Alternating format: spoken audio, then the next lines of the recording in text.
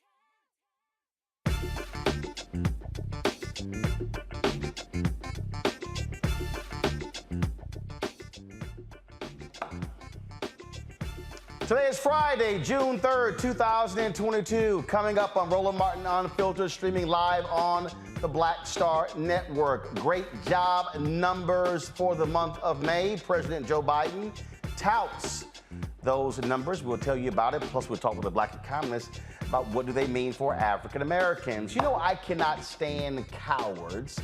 And there is no party more cowardly than the Republican Party.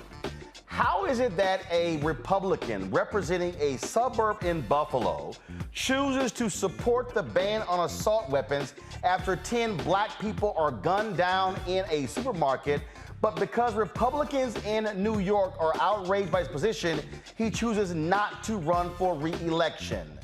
I've got a few words about cowards like him. Phone lines are going to be open, and you can share your thoughts with regards to gun control or any other topic on today's show, plus our Education Matters segment. It is time to bring the funk on Roland Martin Unfiltered on the Black Star Network. Let's go. He's got it. Whatever the biz, he's on it. Whatever it is, he's got the scoop, the fact, the find. And when it breaks, he's right on time, and it's rolling. Best believe he's knowing. Putting it down from sports to news to politics. With entertainment just for kicks, he's rolling. It's on go, y'all. It's Roland Martin, yeah.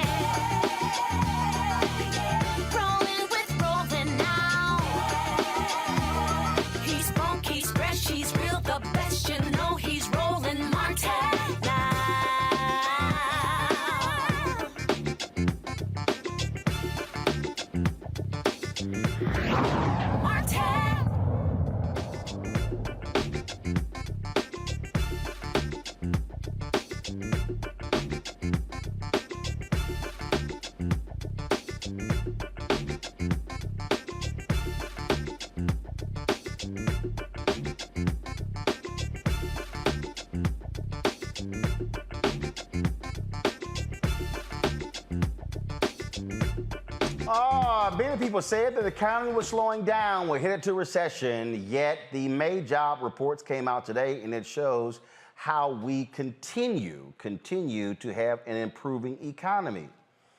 The tale of two stories. Unemployment rate has dropped to 3.6%. Of course, that is a drop from last month. In addition to that, 390,000 jobs were added in the month of May. We also see that the unemployment rate among Black and Hispanic women over 20 years old, although increased to 5.9% from 4.7% respectively, up from 5% and 3.8% in April. President Biden, of course, there for the weekend in Delaware, spoke about today's report this morning. The job market is the strongest it's been since just after World War II. We've got more evidence of that today. We learned in May the economy 80,000 new jobs, bringing the total since I took office to 8.7 million new jobs, an all-time record. We learned that more Americans entered the labor force in May. In fact, working-age people have come back into the workforce at a faster rate in this recovery than at any point in the last 40 years. That means that the unemployment rate is near historic lows, and the number of Americans on unemployment benefits has gone from record highs to record lows, with millions of Americans moving up to better jobs with better pay. Dr. Patrick Mason, professor of economics at Florida State University, joins us right now. Doc, glad to have you on the show. So unpack these numbers for us in terms of the unemployment rate stayed the same, but obviously concerned about those numbers of Black and Latino women. But you hear people keep saying the economy is awful, things are so bad, but the jobs report showing something totally different. Yeah, I wouldn't say things are totally bad. In fact, compared to last year, this time, compared to 2 years ago, they're much, much better. I mean, the unemployment rate for African Americans about a year ago was 9%. So we're down to 6.2% today.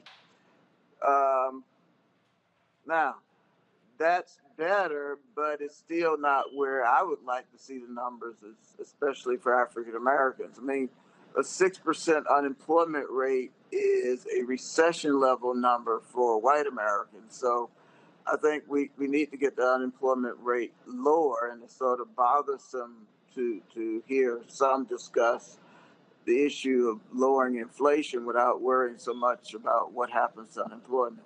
All right, let's talk about inflation because people keep bringing that up. And you got the critics, Republicans, who are saying the Biden administration is awful. They're the cause for inflation. Even you look at gas prices.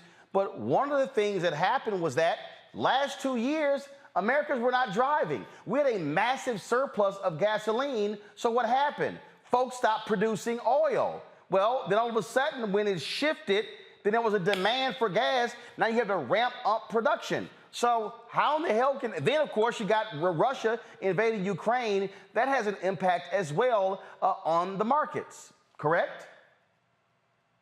That is correct. You're doing you'd be a great economist. Yeah, I mean, so people weren't driving as much. There was a lot of savings.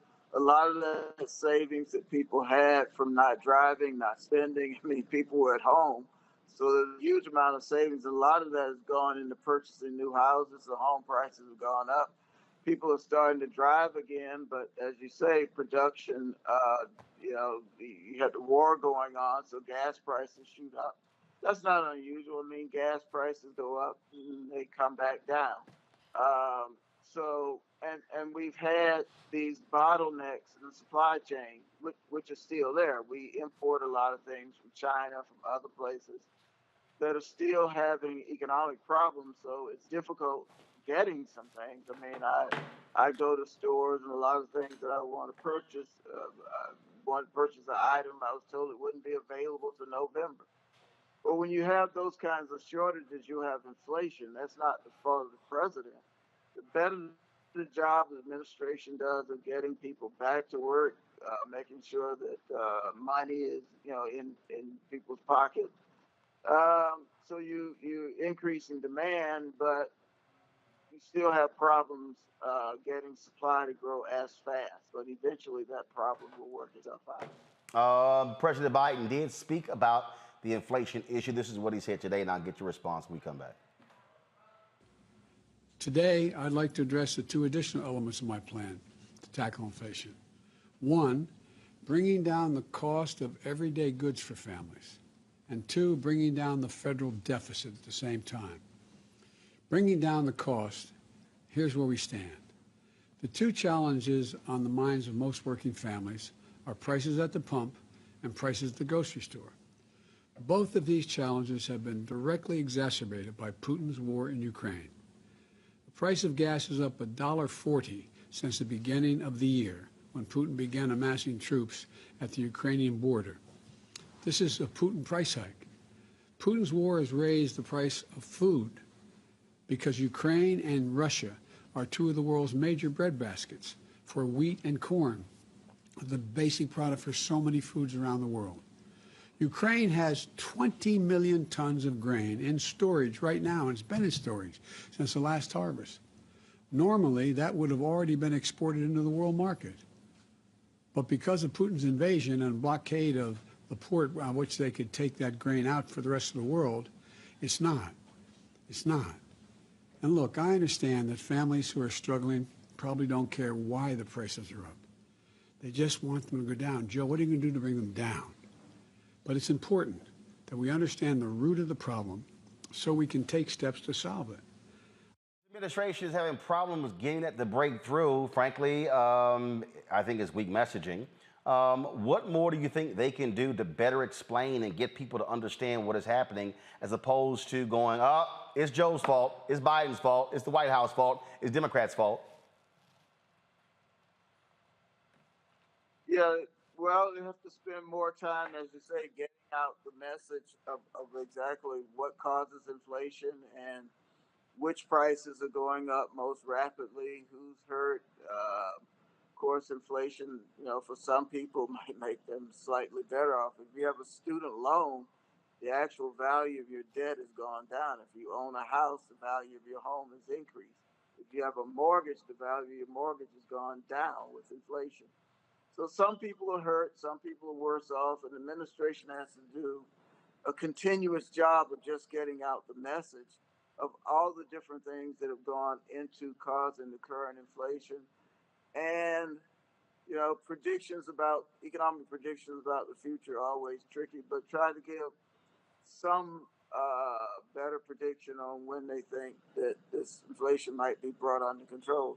And the numbers did ease down a little bit. Report I saw last week. All right, then. Well, again, I think that if you're someone who is looking for employment, the opportunities are there, and people just simply can't discount what happened over the last 2 years as if COVID had no impact on everything dealing with our world economy. But unfortunately, it's people prefer the bumper sticker perspective when it comes to blaming someone for the problems with this economy. Yeah, and so the blame game, I guess a lot of that is political. Inflation, nobody likes higher prices. Nobody likes prices going up. But at the same time, when we look at the employment numbers and we look at things like the employment to population ratio, that's just the probability of having a job. Those numbers are close to where they were pre-COVID. And that, to me, is a more important indicator where we are economically than what the inflation rate has to be, is at the moment. It's like what fraction of people actually have a job?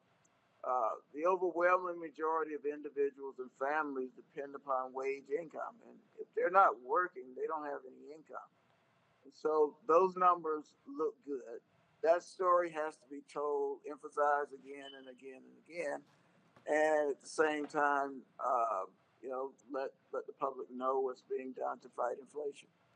I do want to ask you this. There was an economist with the Department of Labor. I was looking at her tweets earlier, and she She posted something about this very issue that I thought was interesting. We were trying to get her on the show, but were not able to do it. And she was showing a particular graph. And so go ahead and pull that up, please, so I want to talk about that because she was talking about black male employment. And you see, if you see that chart there, you see where you've had this growth with black male employment. Talk about what that particular chart and what we have seen over the last several months.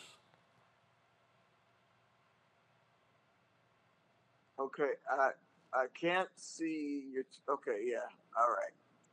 Yeah, that's is that total employment? I can't see the left side of it. But in any case, the employment numbers for black men, the employment population ratio, again, that's the probability of having a job, the fraction of black men with a job, has been increasing over the last year. That is a very good thing because otherwise it creates enormous social problems, it creates economic problems, creates a lot of disillusionment. So it means that individuals are going back to work. The numbers for black women have also been increasing.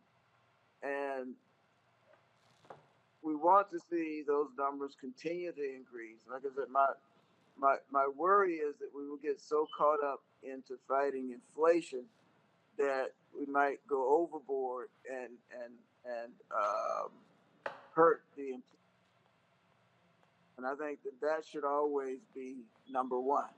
Right? We should worry about whether or not people have a job, whether or not they're getting a paycheck, whether or not they can feed families, whether or not individuals can live their lives with a decent check. All right, Doc. We certainly appreciate it. Thanks a lot for joining us to discuss the May Jobs Report. Thank you. Appreciate it. All right, then. Going to go to now our panel now. Killer Bethea, communication strategist. Michael Imhotep, he is host of the African History Network show. Matt Manning, civil rights attorney. Glad to have all three of you here. Kelly, I'll start with you. I'm just, again, what I don't understand is I don't understand what this White House is doing when it comes to how you make the argument. Look, people out there are frustrated with what they're seeing. And so it's sort of like, okay, Biden comes out, he lays this out, and then, okay, that's it. That's it. I was reading a story today where a lot of his White House aides were talking about how they should be doing more town halls being out there, but then they go back and forth and then they scrap them.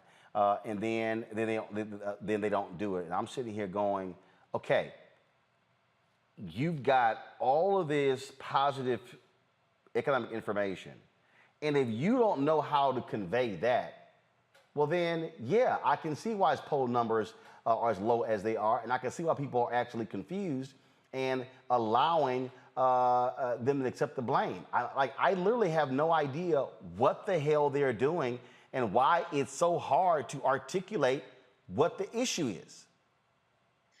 Your guess is as good as mine on that point, but it is confusing from a communication standpoint because on the one hand, like you said, there is good news in that numbers are going up as far as jobs are concerned, but on the other hand, the pain at the pump is very real. The fact that there's a baby formula shortage is very real. The fact that it costs almost $7 for a box of cream of wheat in Baltimore City, that is very real right now. So I don't want to say it doesn't matter that the jobs report was good, but for everyday people who already have a job, who are already making money, it kind of doesn't matter that other people are getting jobs. How are they going to spend the money that they have now from the jobs that they have right now in such a way that it can sustain the way that they are used to living?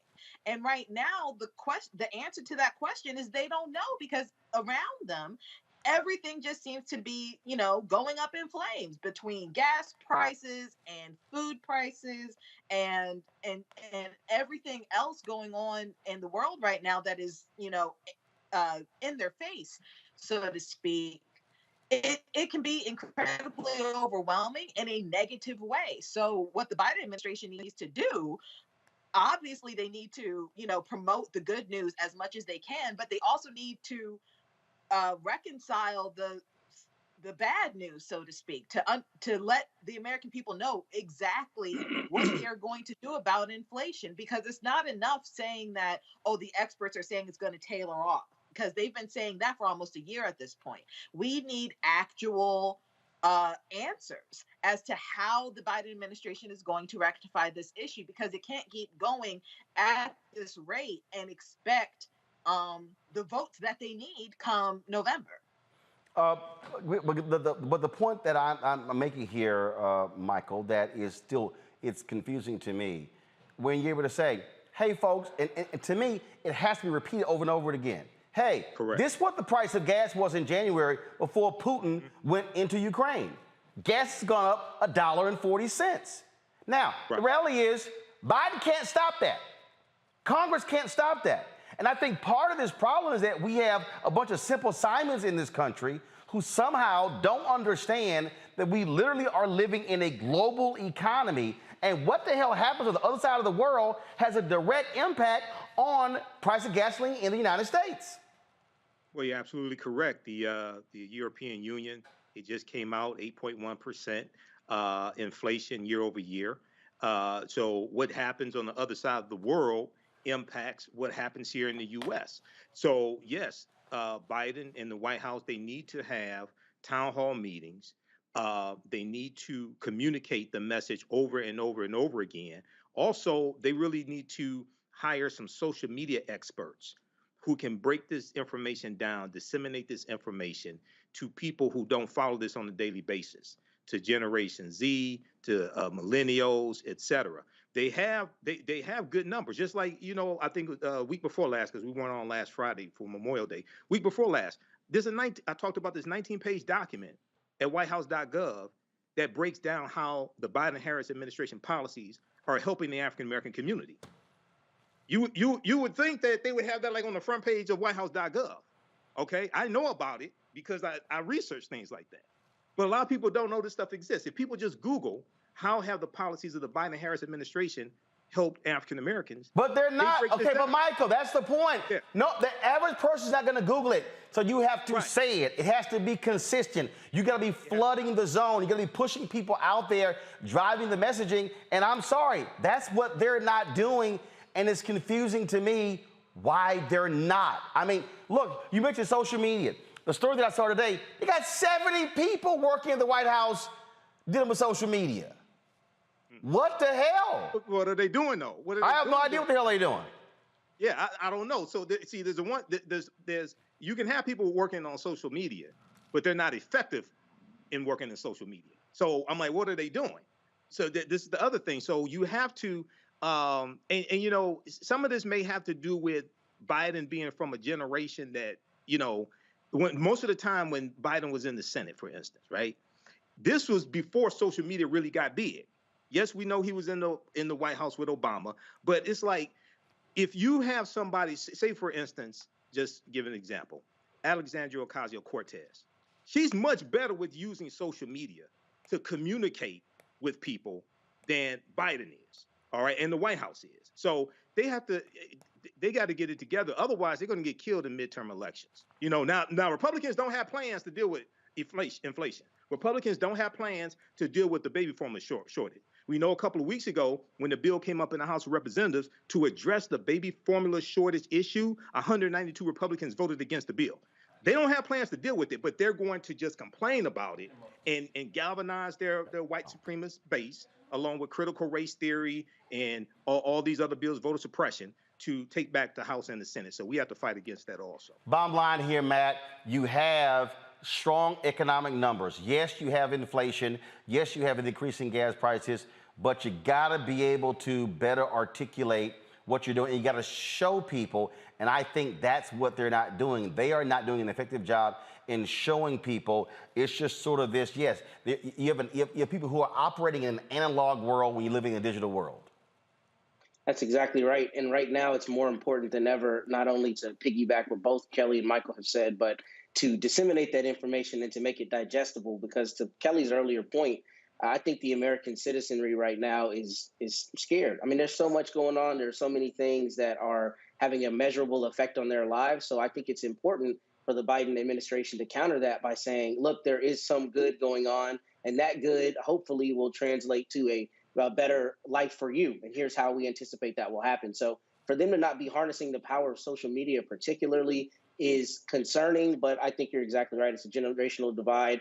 But the thing about it is he's been around long enough and his administration has been around long enough to know that that's how the vast majority of Americans are getting their news these days and are being met with information. So for them to not harness it is purely negligence at this point.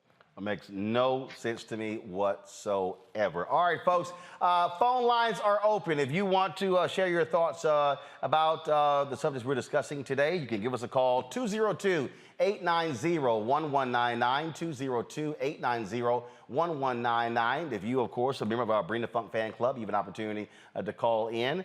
So please give us a call, 202-890-1199, 202-890-1199. Got to go to break. We come back. More on today's show. We'll talk about what's happening in the state of Maryland with State's Attorney there, Aisha Brave Boy. So, folks, be sure to call in and also support us in what we do. Download the Black Star Network app, Apple phone, Android phone, Apple TV, Android TV, Roku, Amazon Fire TV, Xbox One, Samsung Smart TV. And, of course, you can also join our Bring the Funk fan club. Every dollar you give goes to support this show. Checks and money orders to P.O. Box 57196, Washington, D.C. 20037-0196. Cash App, $RM Unfiltered. PayPal is our Martin Unfiltered.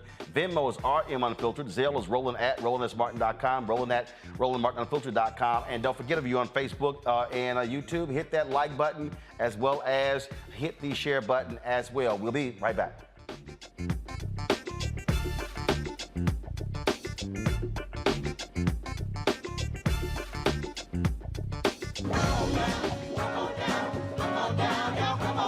Welcome you to the launch of the Mass Poor People's Low Wage Assembly and Moral March on Washington, D.C., June 18, 2022. We are a new, unsettling force, and we are powerful. New, unsettling force, and we are here. We're rising up to demonstrate the compelling power that we, poor and low-income people, have to reconstruct society from the bottom up. And we need to do it with the loudest voices possible, the biggest actions possible. Because we know that there is no scarcity in this land. The only scarcity is the moral will to do what's right. Hold on, just a little while longer. We are those with sub-minimum wage jobs who can't afford sky-high rent. People with disabilities are the fastest growing minority group.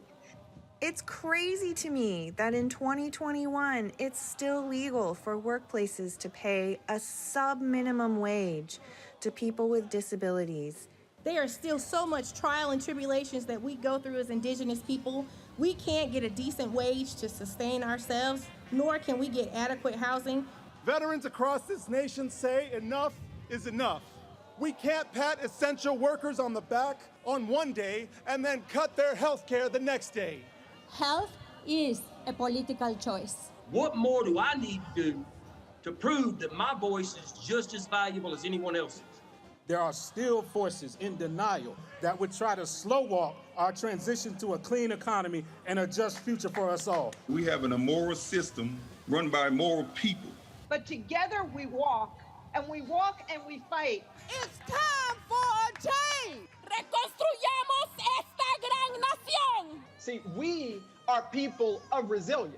As we fight these interlocking injustices together. When we work together, mobilize together, and rise together, we become a voice for the voiceless, and we become an agent of change in a time where great change is needed.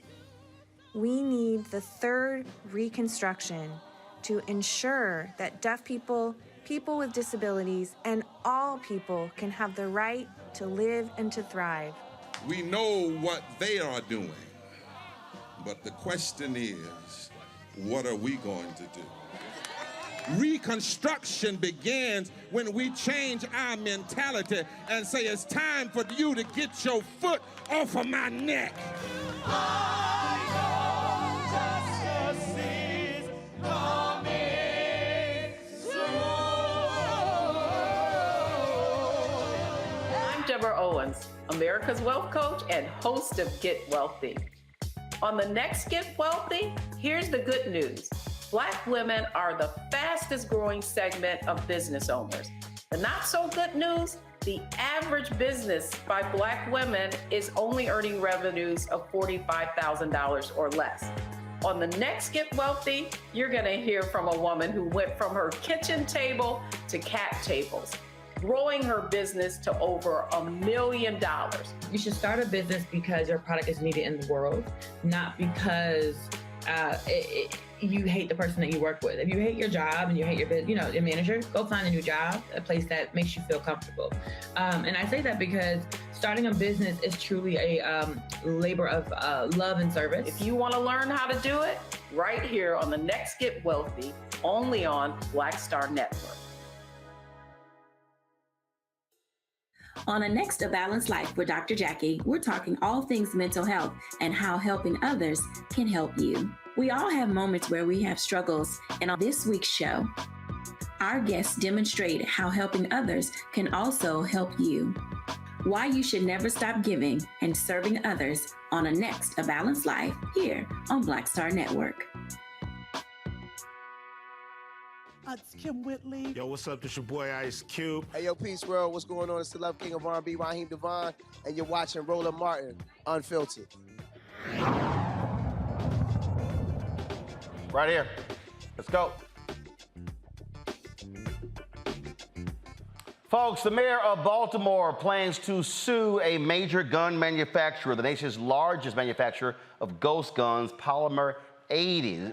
Brandon Scott says that the gun company, quote, intentionally undermines federal and state firearms laws by designing, manufacturing, selling, and providing ghost gun kits and parts to buyers who do not undergo a background check. Also, there's a new law in Maryland requiring ghost gun owners to register their guns with a serial or PIN number. Ghost guns cannot be sold or transferred without proper identification. Aisha Braveboy, she is the Prince George's County State's Attorney. She joins us right now to talk about this ghost gun ban in Maryland. Glad to have you back on the show. So walk folks through who don't even know what a ghost gun is.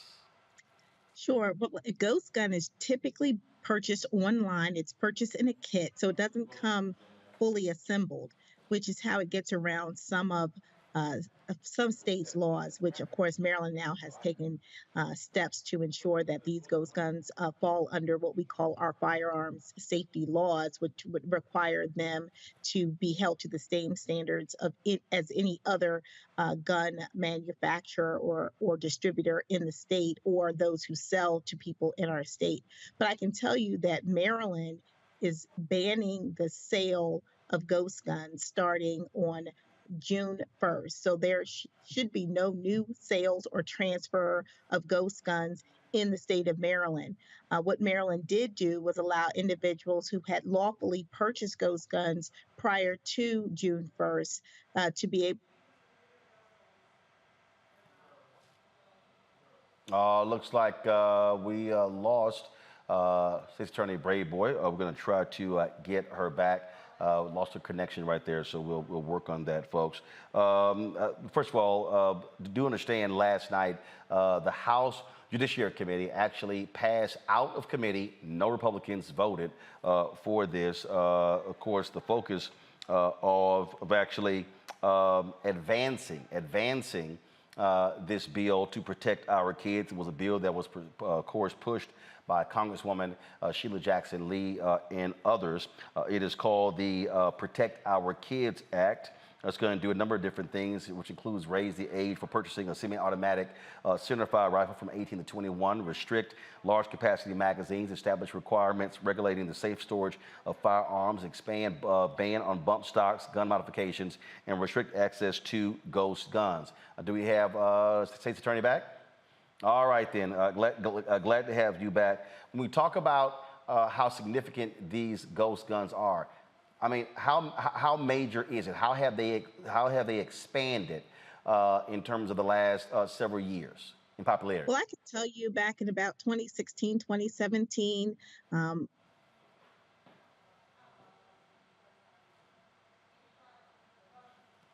All right, so guys, do me this here. So her video is freezing. Get her on audio, please. Let's simply get her on audio so we actually can have her. Here's the deal, folks. I told you about the committee hearing that took place and how utterly crazy it was last night. When do we have her back? Okay, I think she's. Okay, do we have her back?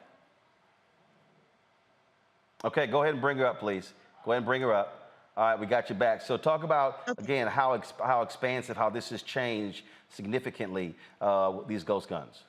Sure. Back in 2016, 2017, there may have been a handful or less of ghost guns seized here in Prince George's County. By 2021, that number had risen to close to 300 ghost guns seized on the streets of Prince George's County. And that is the trend that we're seeing all across the state of Maryland. And that's why Maryland took the step to ban any new sale of ghost guns as of June 1st of this year. No new gun sale, ghost gun sales or transfers can take place in the state of Maryland. For those individuals who have purchased legally ghost guns prior to that date, they will be able to get their guns serialized by March of 2023. If they don't, after March of 2023, those guns become illegal and they can be arrested and prosecuted. So this bill that was passed by the committee last night, it deals with the issue of ghost guns. But also, one of the things that President Biden talked about in his speech last night is that how Congress literally protects the gun manufacturers from being sued. I mean, that is just crazy that this one industry has the ability that they were able to get this passed where no one can sue them. Well, I can tell you here in the state of Maryland, the ban on the sale and transfer of ghost guns is not only for the people who might be acquiring them, it's for also the sellers. So if someone is trying to attempt to sell a ghost gun here in Maryland, we will go after them criminally. Your thoughts on, again, what is now the bill that's now going through Congress. You hear the president laid out last night his agenda, but that's going to take a lot of heavy lifting to convince folks to step up, because unfortunately, you're not seeing that from many of these Republicans. Well, let me tell you how critical this is. We had a young man here in Prince George's County and one in our neighboring jurisdiction in Montgomery County, both who are underage in high school, who purchased ghost guns themselves and brought those weapons to school. One of them used the weapon to shoot another student. That happened in Montgomery County. In Prince George's County, fortunately, the young person did not know how to assemble the gun, so brought parts of the gun to school.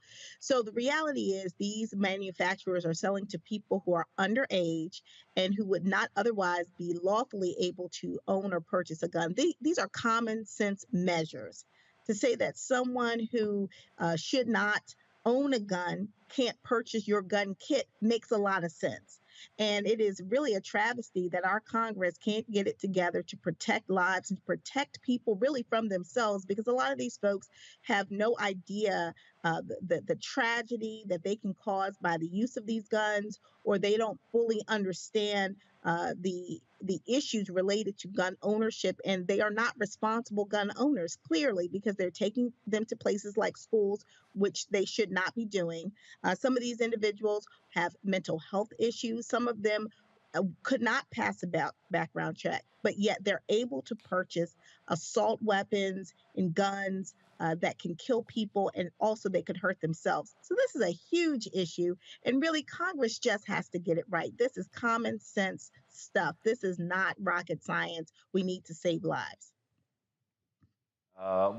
State's Attorney Brave Boy, we appreciate, of course, the work that you're doing, and we're going to keep doing our best to push this issue as well. Thank you. All right, folks, to our panel and to the people who are watching and are going to be calling in, I want to give y'all an example when we talk about cowards. If you saw last night any of the testimony that took place, I mean, there were a whole bunch of cowards who were on that committee, individuals who really don't care about children, individuals who seriously are not interested in dealing with the issues that we are talking about. Congressman Mondaire Jones was one of the individuals who was advancing the bill last night on the committee, and he talked about where we must stand in this battle, where we must stand when it comes to fighting Republicans who are not willing to be serious about this issue. And I want to play for you what he said because it really is important for you to hear what he said because it is, how can I put this here? It is beyond problematic for me to see what these folks are doing and how they are responding to this critical issue. Listen to what he said. And I'm proud to support it today in committee. As the youngest member of this committee, I need to address my Republican colleagues on behalf of the generations of young people whom Republicans have condemned to grow up in fear that they will be gunned down at school. When I was just 11 years old, something that then seemed unthinkable happened. 2 students killed a teacher and 12 of their classmates at Columbine High School. I was afraid. All of us were. But still, I had hope that by the time I was in high school, nothing like the shooting at Columbine would ever happen again. I had faith that adults would step up. I never imagined that mass shootings, let alone school shootings, would become our new normal. Yet that is exactly what has happened. What was once unthinkable has come to feel, for many Americans, unstoppable. Since Columbine, more than 311,000 children have experienced gun violence at school. There were more school shootings last year than in any year since 1999, the year of Columbine. And there have been more than 200 mass shootings this year already. The leading cause of death of American children is now gun violence. Behind every one of those statistics is the story of a person, often a child, who mattered. Before we even had time to grieve for the 10 people murdered by a white supremacist in Buffalo, New York, my home state, another gunman killed 19 children and 2 adults in Uvalde, Texas. 4 children are orphans because their mother made the ultimate sacrifice, not on the battlefront in Iraq or in Eastern Europe, but in the classroom. And their grieving father died. I want to show y'all what a coward looks like. And then some of you may say, man, Roland, that's kind of cold. But this is what a Republican coward looks like. I want you to go to my iPad. So Congressman Chris Jacobs is in his first year in Congress. He represents a suburban district of Buffalo. Listen to me say it again. He represents a suburban district in Buffalo. After the 10 black people you see right here, after these people were gunned down in the Tops grocery store, this Republican, go back to the New York Times story, Congressman Chris Jacobs, he decided to come out in support of a federal ban on assault weapons and the limit of high-capacity magazines. This is what he said. I can't in good conscience sit back and say I didn't try to do something. Next paragraph says, it took only 7 days for political forces to catch up with him. What happened? the state chair of the Republican Party, came out against him. Donald Trump Jr. came out against him. And then Jacobs announces he's not running for re-election.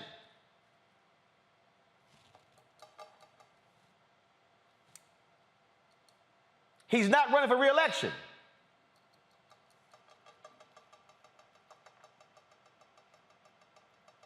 He then says, we have a problem in our country in terms of both our major parties. If you stray from a party position, you are annihilated. For the Republicans, it became pretty apparent to me over the last week that that issue is gun control, any gun control.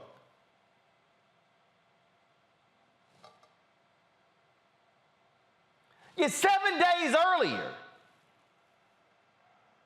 I can't in good conscience sit back and say I didn't try to do something. So here's my problem.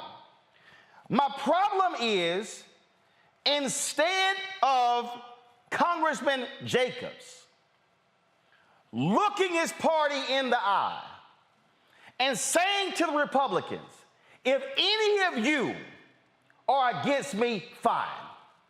If I lose re-election, fine.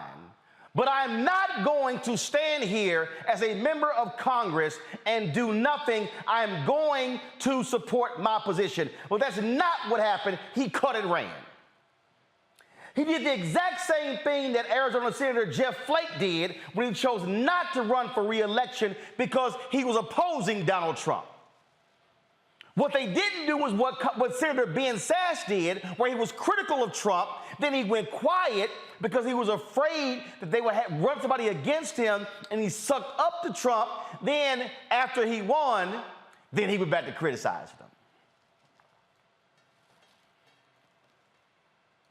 Republican after Republican, afraid to stand up and take a position. They would rather not run for re-election. What I don't understand is, how can you say, quote, I can't in good conscience sit back and say I didn't try to do something, now I'll come back, when you're really a coward?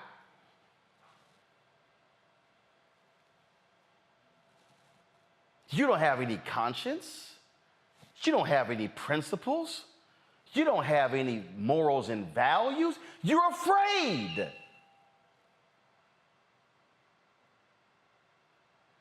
Those who aren't afraid would say, come on. Those who aren't afraid would say, y'all want to run against me? Bring it. I would rather go down swinging than cut and run. And that's the fundamental problem you have. Now, let me tell y'all something. It's a whole bunch of progressives out there who are upset because Speaker of the House Nancy Pelosi and Whip Congressman Jim Clyburn and others traveled to Texas to support Congressman Henry Cuellar in his primary. And Henry Cuellar was running against a progressive. I believe her name was Jessica Cisneros, and she lost to him narrowly twice before, and he barely beat her in the primary. I think it may have come down to a couple of hundred votes.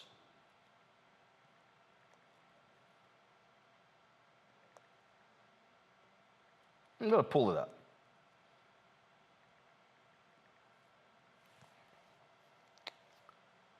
We're talking about a few hundred votes. Yeah. 177 votes. 177. Now Cuellar could have said, I don't know. I'm running against a progressive. I might not win, so let me just not run for re-election. He said, no. He said, bring it. And you got progressives who are upset because how dare y'all support Cuellar because he's pro-gun, he's anti-abortion. But he ran and said, you want this? You got to beat me.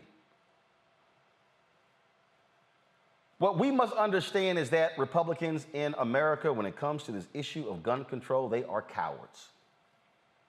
They are not patriots. They are cowards. Those who support them are cowards. When I look at conservative media folks like Joe Pagliarulo, I know Joe, Dana Lash, or Dana, go after Senator John Cornyn saying, oh, come on our show and discuss this because they're so ardently opposed to guns. They're cowards too. Yes, I said it, you're cowards too.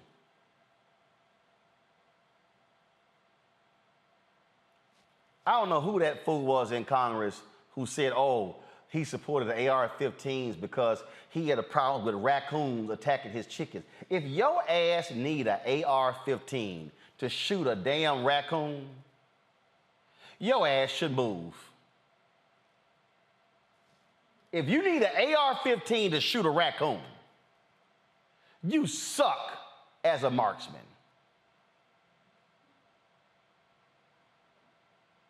Folks, they're cowards.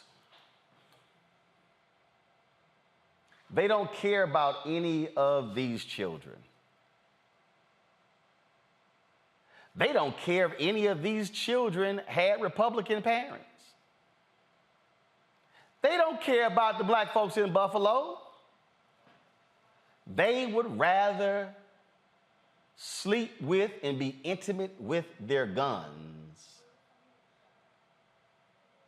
than care about Ruth Whitfield, Aaron Salter Jr., former cop. They don't give a damn about Pearl Young. They don't care that Roberta Drury, what she was doing in her community. Celestine Chaney, they don't care about her. They don't care that Hayward Patterson was a deacon. Don't mean nothing to them. Andre McNeil, they're like, whatever. They don't care that Catherine Cat Massey was an activist. Nope. Geraldine Chapman Talley, they're like, whatever.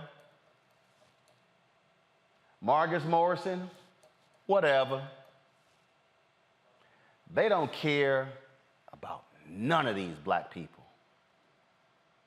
But if we replace the images of all these black people with a 9mm and an AR-15 and a whole host of guns, oh, they would have an orgasmic moment. Because that's all they care about. They are cowards. And Matt, when you are facing a coward, you have got to understand that a coward with no conscience and no principles and no morals and no values, their thoughts and prayers mean nothing, which means you are going to have to go aggressively against them because these are the same Republicans who love talking about cops. But most people don't even realize that most police unions oppose these weapons being on the streets. Yep. Matt, go ahead. I just think, Roland, that this should be what revolutions are made of. I think Steve Kerr said it perfectly. I mean, the fact that there are 500 people in Washington, D.C. that have all the power and are choosing not to exercise that power, a small subset of them, is what should undergird a revolution, if we're being honest. I mean, it's absurd that 3 hours west of me, 19 children and 2 teachers died in the most horrible, tragic way. And Republicans are still coming out and parroting these talking points and talking about, if you notice, all the dog whistling, talking about law-abiding citizens and trying to accuse Democrats of co-opting this moment. We should all be offended. If you're a person who has any moral values and you're on the right side of the aisle, you should be incensed that your Republican senators and House members are finding a way to make this about anything other than protecting kids. And part of the problem is not only cowardice, it's consequences. They're making a political bet that they're not going to have any consequences when it comes time for the midterm. And we talk about it on this show all the time, voting, and that's the way to keep people accountable. But I don't know what needs to be done beyond that, because the fact that we as a country cannot come together and say, we gave you those jobs for you to be able to act in precisely this position, and you're telling us not only you're not going to act, but that you're going to continue a cozy relationship with the people whose products are responsible for this. I mean, I don't know what can be done beyond taking a stronger stance than just saying it's voting. I mean, it has to be something more than that, because you shouldn't be able to co-opt an entire country's safety. At the very least, government should exist to keep its citizens safe. And it cannot do that. And not only can it not do that, they are flatly refusing to take any measurable step to do that. That should be cause for revolution. Here's what I find to be just ridiculous, Kelly.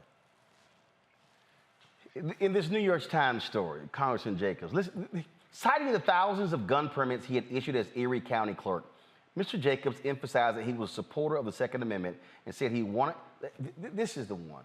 Come on, go to my iPad. And said he wanted to avoid the brutal intra-party fight that would have been inevitable had he stayed in a race. How in the hell can you be afraid of an intra-party fight when they are dead? How? So I'm sorry, so you missed the Second Amendment. In fact, the week before, he was endorsed by the NRA. He comes from one of Buffalo's richest families. And you scared? How your ass scared, but you want to embrace a gun? I thought y'all tough with the guns. Cowards. We are facing gun-waving, gun-toting cowards, Kelly.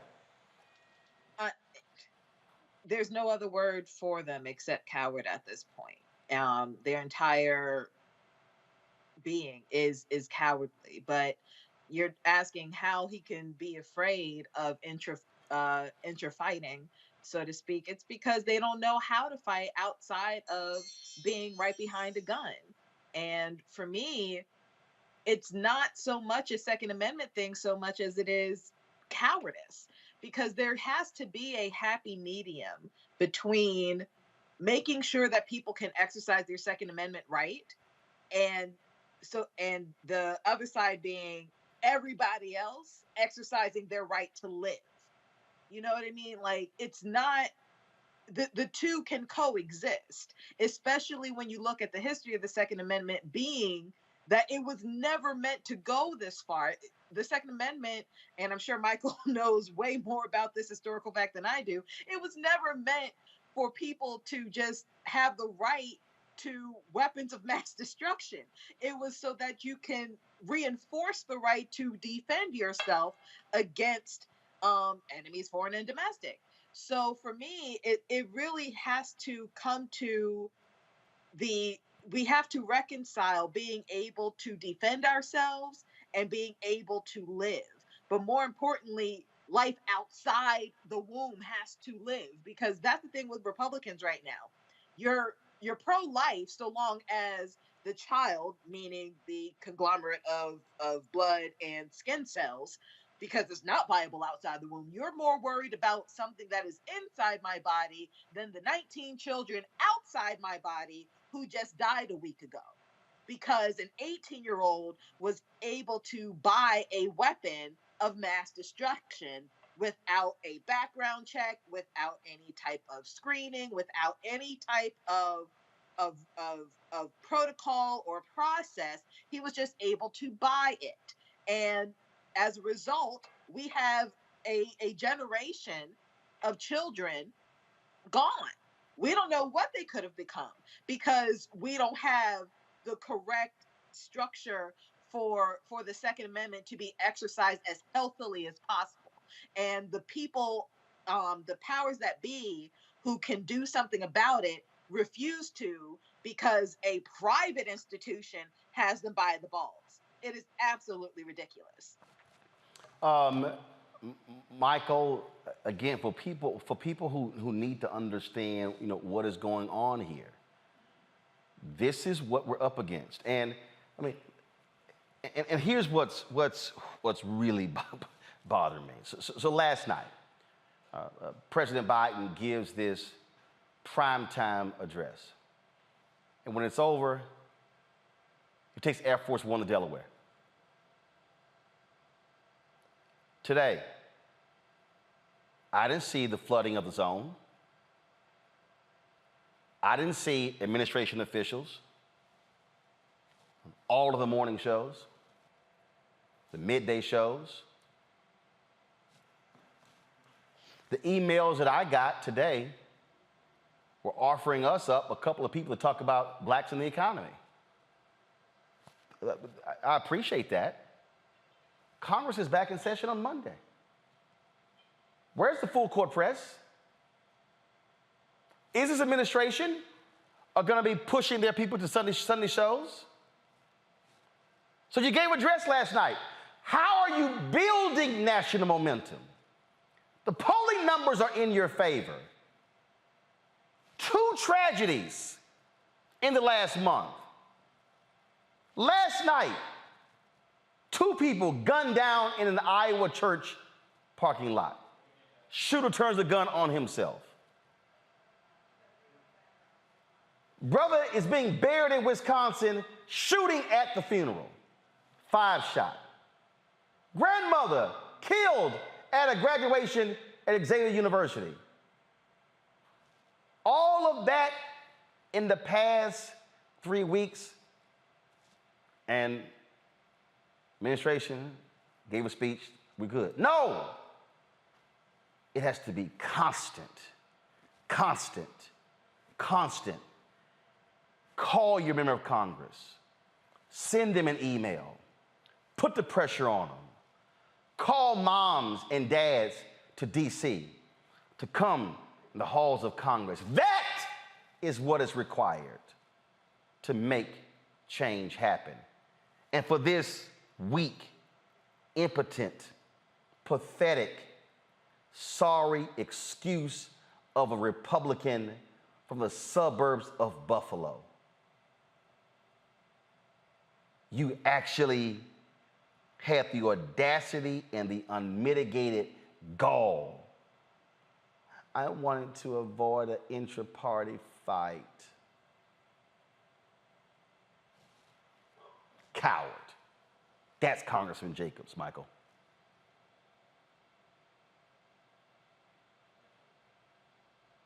Yesterday, you saw some of the cowards showing their guns and bragging about their guns also. Because these are cowards. That's why they want guns, and that's why they want big guns as well, and that's why they want to brag and show them off. That vote was 25-19. It was upon party lines. Republicans voted against the Protecting Our Kids Act because they don't care about protecting kids, not even white children. They really don't care about protecting white children either. These are prostitutes of the National Rifle Association. That's exactly what they are. They're prostitutes of the National Rifle Association. This is why we need to go to congress.gov, look up these bills, and look and see who voted against these bills, because what you vote for shows me what you value. Not what you say on MSNBC, not what you say on Fox News, but how you actually vote, okay? So, and when you look at some of the statements from them, whether it's Representative Jim Jordan of Ohio, whether it was dumbass Louis Gohmert out of Texas, who's, you know, I'm sorry, he's from Texas, Roland. Yeah, dumbass like Louis Gohmert, things like this.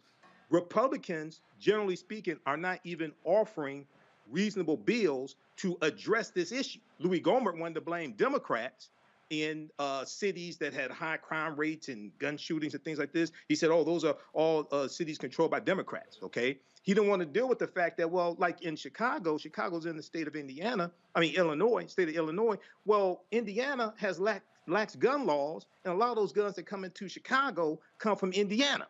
Okay, because the gun laws in Indiana are different than the ones in Illinois. So this is why we have to vote these people out of office and understand. And the other thing is, going to what Matt said, what else can we do besides vote? Go to FEC.gov, Federal Elections Commission, look and see who are the corporations that finance a lot of these people who keep blocking these bills, and launch economic withdrawal strategies, economic boycotts against 4 or 5 of these top corporations, and put a price put a penalty on these corporations for financing these people who keep voting against our own interests. And just redistribute the pain, as Dr. King set up with April 3rd, 1968 in his last speech. Where do we, I've been to the mountaintop. And just so people understand what we're dealing with, Ohio is literally on the verge, y'all, of letting teachers carry guns after just 24 hours of training. Right. Yep. Now, y'all know this ain't nothing but a recipe for disaster. Yeah. You already know what that is. And by the way, for all of y'all who are wondering, again, when we talk about who, you know, and this is where, I'm sorry, Joe Biden needs to stop with the bullshit. He needs to stop sitting here talking and acting as if he's dealing with regional Republicans. He made a comment about dealing with McConnell and John Cornyn. They're not reasonable. If you don't believe me, watch this here. Dana Lash, who had a show on the NRA's channel, this is what she sent out. For the past 2 weeks, we've asked John Cornyn to join the broadcast and discuss the Senate's pending gun control legislation. For 2 weeks, they've said next week. In the past, his staff reached out to us to inquire about having him join. This is what he said. Dana, nothing pending now. Happy to come on if something develops. This is the man who's supposed to be leading the Republican side on gun legislation. But just so y'all understand, he ain't trying to sit here and do nothing about guns, y'all. Because he literally sent out a tweet early, let me find it, where he basically said, yeah, I ain't trying to sit here and deal with that. We gonna deal with the mental health stuff. Y'all, they're not. Here it is right here. Here it is right here. This is where the tweet that first came in. Any deal on guns will need John Cornyn's support. In an interview, he said, quote, "It will be embarrassing if the Senate can't agree on a deal after the Uvalde shootings. It would feed the narrative that we can't get things done in the public interest." This is how he responded to the tweet. I'm not talking about restricting the rights of law-abiding citizens under the Second Amendment. I'm talking about identifying people with criminal and mental health problems that are a threat to themselves and others. Y'all, they ain't doing nothing. Senator Cornyn, since you so happily to go on Dana Lash's show, come on, Roland Martin Unfiltered. Unlike Dana, who moved to Texas, I'm a native Texan. I still vote there. So I'm a constituent as well. Why don't you come and have the conversation with us? If you're not scared. So don't run to Fox News. Don't run to OAN. Don't run to Newsmax. Don't run to the Blaze. Don't run to conservative radio. Come talk to black people. Let's have that conversation.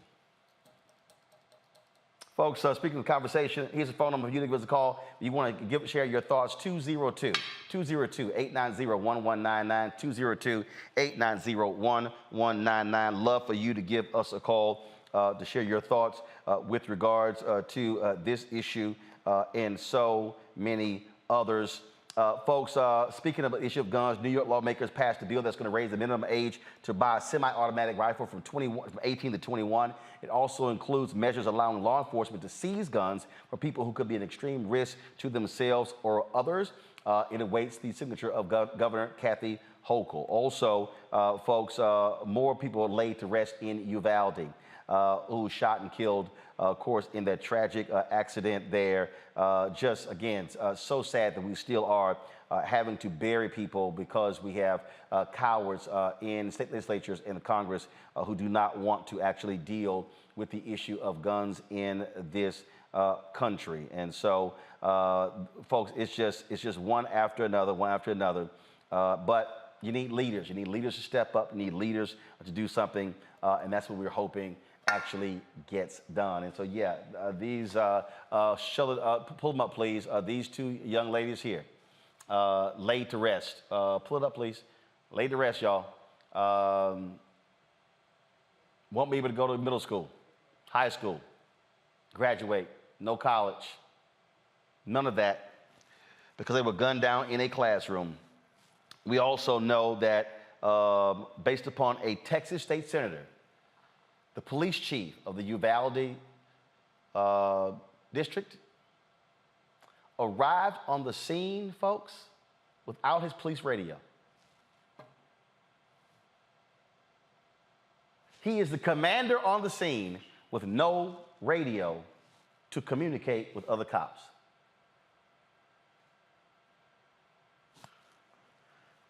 I can't even say how utterly ridiculous what happened there in Uvalde.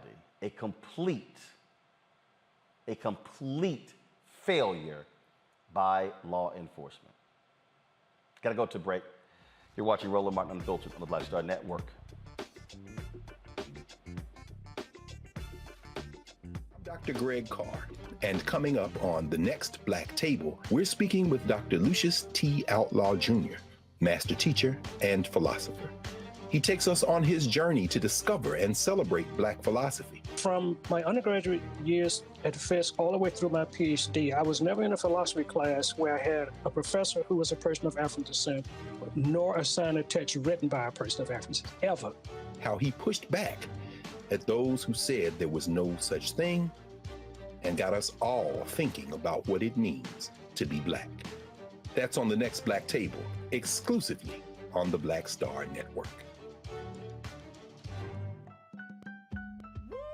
We're all impacted by the culture, whether we know it or not. From politics to music and entertainment, it's a huge part of our lives, and we're going to talk about it every day right here on The Culture with me, Faraji Muhammad, only on the Black Star Network. I'm Deborah Owens, America's Wealth Coach and host of Get Wealthy. On the next Get Wealthy, here's the good news. Black women are the fastest growing segment of business owners. The not so good news, the average business by Black women is only earning revenues of $45,000 or less. On the next Get Wealthy, you're gonna hear from a woman who went from her kitchen table to cat tables, growing her business to over $1 million. You should start a business because your product is needed in the world, not because you hate the person that you work with. If you hate your job and you hate your manager, go find a new job, a place that makes you feel comfortable. And I say that because starting a business is truly a labor of love and service. If you want to learn how to do it, right here on the next Get Wealthy, only on Black Star Network.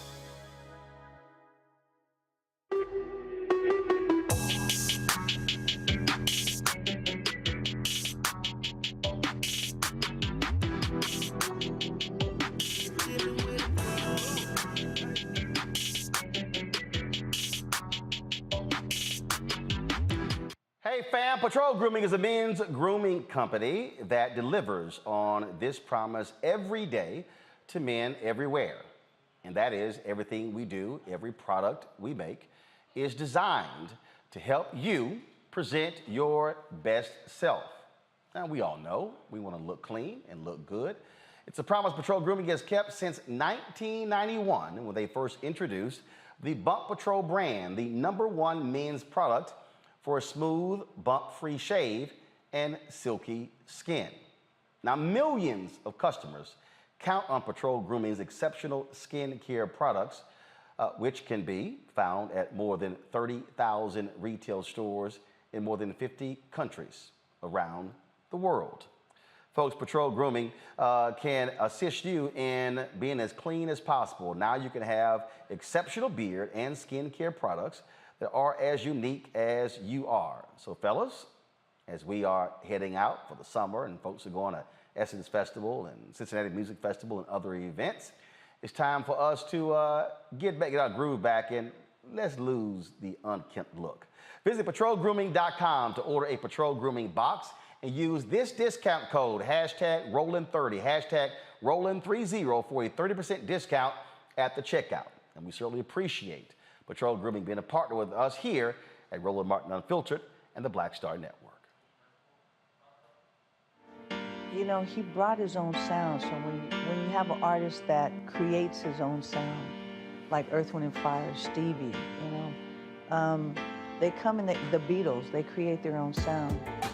He kept reinventing himself. He wasn't afraid to change instrumentations or not use drums or not use bass or use the Lynn machine or use real drums or use, you know, pots and pans. It didn't matter. It's just like he wasn't afraid to, the sound was different every time he did an album, completely different, you know?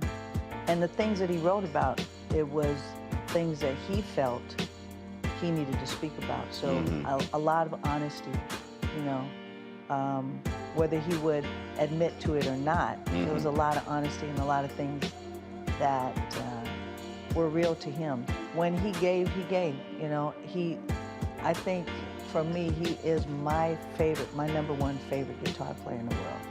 He was. He played with, I mean, and especially I loved times me playing drums with him, he and I playing together. When I played drums, it was a whole nother thing.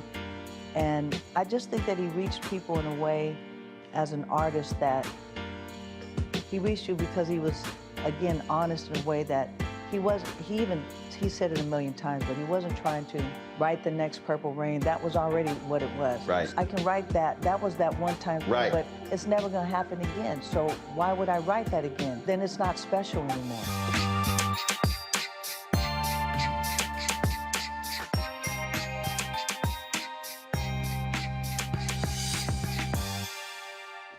My name is Charlie Wilson. Hi, I'm Sally Richardson Whitfield. And I'm Dodger Whitfield. Hey everybody, this is your man Fred Hammond, and you're watching Roland Martin, my man, Unfiltered.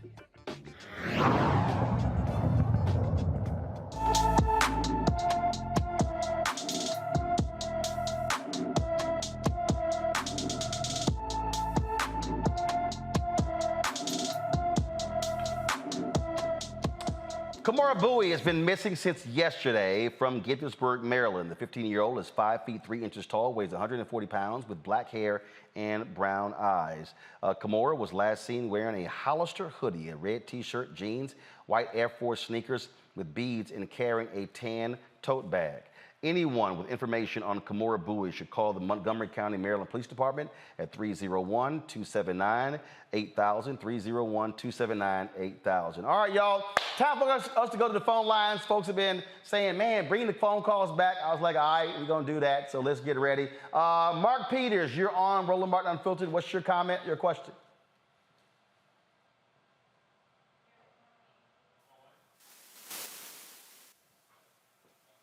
Mark, you there? All right, Mark's not there?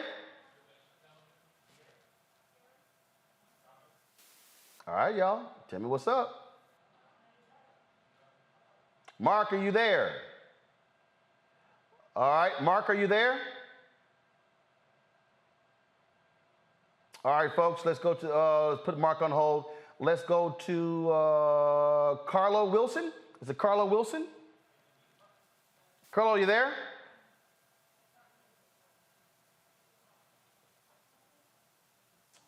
All right, y'all tell me what's up with the audio, please. So we're gonna get that fixed. Y'all let me know where we are with the audio so I can go to the callers there, so we can go and take their phone calls. And so let's get that audio straight. I do want to read this story here, folks. Remember we told you the story out of Buffalo where one of the women who was in the store, she called 911 and the woman hung up on her. So remember she told her story? Play that video when she called into the television station and she literally said she's trying to call the cops. She calls 911 and the woman get an attitude with her.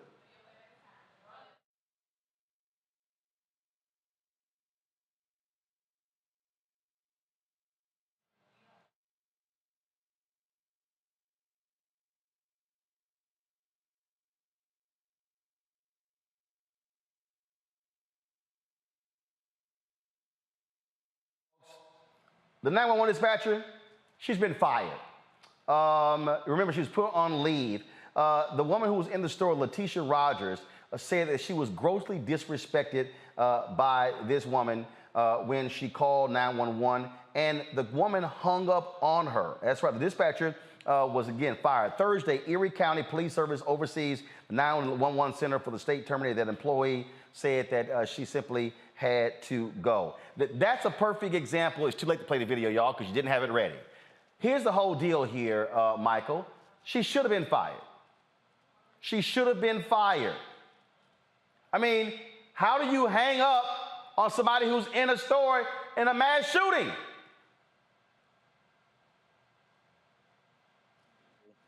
Of Assistant Manager Letitia Rogers when she called in. I read statements. I heard the audio of her talking about calling. I heard it when she called into the TV news station, and I also read statements that she made as well. And it seemed like an insensitivity from the dispatcher based upon everything that I read. Letitia did say that she dropped the phone. She was probably nervous or something like that, and she picked the phone back up, and the dispatcher was gone. So she assumed the dispatcher had hung up. But yeah, you know, with Buffalo, you know, there was some things very, very wrong with Buffalo. And then when we go look at some of these things, we see signs leading up to the attack, but then we see how people calling for help. It's just like the children in Uvalde who were calling for help from the police, and you had 19 officers out in the federal officers actually out in the hallway, and they were being told to stand down from we know it was the public school police force who was in charge, but they're told to stand down, okay? And there was a discrepancy over whether it was an active shooter or a barricaded gunman. We just see mistake after mistake after mistake in some of these instances. Now, some instances are handled better than others, but Buffalo and Uvalde, we see some mistakes here. I don't understand how in the hell, if you in Buffalo, you call 911 to hang up on you, and then when you in Uvalde, Matt, they call 911, kids are calling, and nobody tells the person on the scene, hey, kids are calling us from the room. Mm-hmm. I think both this dispatcher and these officers all need to be prosecuted. I don't think there's anything that can happen short of that. That should happen short of that, especially as much as we hear, you know, all of these accolades trumpeted for first responders all the time. Their express job is to run into danger because your average citizen doesn't have the training for that. So if you're standing outside and somebody's holed up in the school, shooting and killing kids, once we find out that you did not run into danger, everybody should be prosecuted, period. I mean, that's dereliction of duty at its basic, at its finest. And for this lady to hang up on somebody who's calling and to take her to task to say, why are you whispering? I mean, it's absurd. So I'm hoping that there are actual criminal prosecutions, whether it be under New York and Texas state law or the Department of Justice or whomever, because that's the only way that this should be handled. I mean, frankly, there's absolutely no excuse. And as much as we give law enforcement deference and as much as we give them weapons and all of these things, if they're not going to do the job that they are there to do, then they need to be held accountable when it counts the most. And Kelly, it's amazing how these folks have just run from, because they were just praising law enforcement. Ooh, they real quiet now. Yep. I mean, the Ready to connect. accountability Click or lack connect to show thereof now. is the accountability or lack thereof is just absolutely it's disheartening and disappointing. But more importantly, it's unacceptable. It's interesting how, especially in the Uvalde case, how the first reports that were coming out, at least the ones that Governor of Texas was talking about, how, you know, a Border Patrol officer went in and got the person and all these things and made it sound like some, you know, Wild Wild West Western, and it sounded like, you know, like hero went in and saved the day, only to find out that ironically 19 children died, but 19 officers were outside the door listening to 19 children die, and now all of a sudden no one has anything to say about that. Anybody who is in this line of work, similar to what Matt was saying, if you are in this line of work and you can't handle it, then you just need to quit, because the stakes are way too high right now. whether or not there's a mass shooter, just as far as public safety is concerned in this country, between gun laws being lax and summer's on its way, which is, historically where you see an uptick in mass shootings, we cannot afford any cowards on the front lines. So if you find yourself teetering on between whether you're going to be a hero or a coward, like the fact that you're teetering at all, you need to quit, because we can't have people out there like you in any way, in any shape or form, in a position to protect our babies, to protect us, and to protect themselves. Like, you got to go. You need to find another job. Absolutely. All right. Are we going to a break? Are we going to have phone calls when we come back? Good. Folks, we're going to take your phone calls when we come back. Finally got it straight. I shouldn't have to be asking 3 times. All right. Number to call, 202-809-1199, 202-890-1199. We'll be taking your phone calls when we come back on Roland Martin Unfiltered on the Black Star Network. On the next A Balanced Life with Dr. Jackie, we're talking all things mental health and how helping others can help you. We all have moments where we have struggles, and on this week's show, our guests demonstrate how helping others can also help you. Why you should never stop giving and serving others on the next A Balanced Life here on Black Star Network. I'm Dr. Greg Carr, and coming up on the next Black Table, we're speaking with Dr. Lucius T. Outlaw Jr., master teacher and philosopher. He takes us on his journey to discover and celebrate Black philosophy. From my undergraduate years at Fisk all the way through my PhD, I was never in a philosophy class where I had a professor who was a person of African descent, nor a sign of text written by a person of African descent, ever. How he pushed back at those who said there was no such thing, and got us all thinking about what it means to be Black. That's on the next Black Table, exclusively on the Black Star Network. How y'all doing? It's your favorite funny girl, Amanda Seals. Hi, I'm Anthony Brown from Anthony Brown and Group Therapy. What up, Lana Well, and you are watching Roland Martin Unfiltered.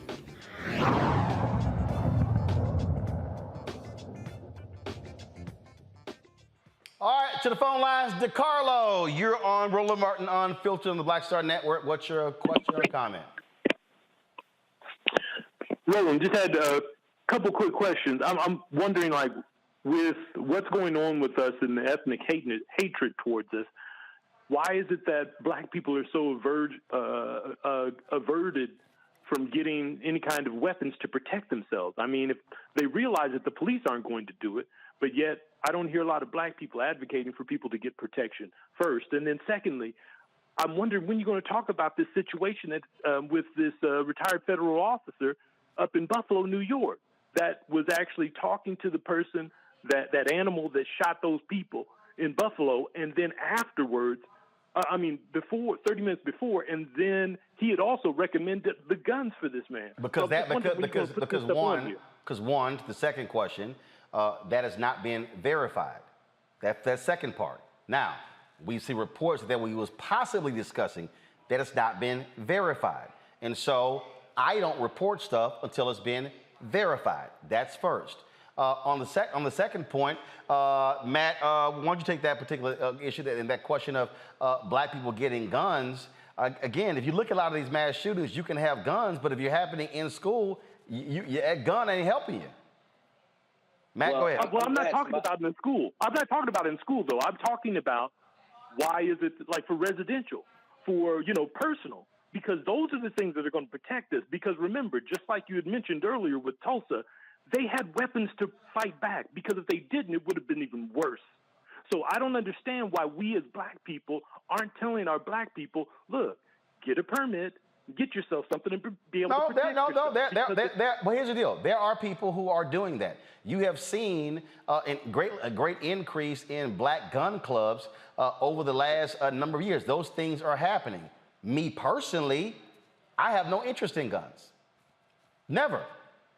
A gun was never in our house. So no. I'm just simply explaining to you. For me, but Matt, go ahead and take that, because you saw you want to comment on that.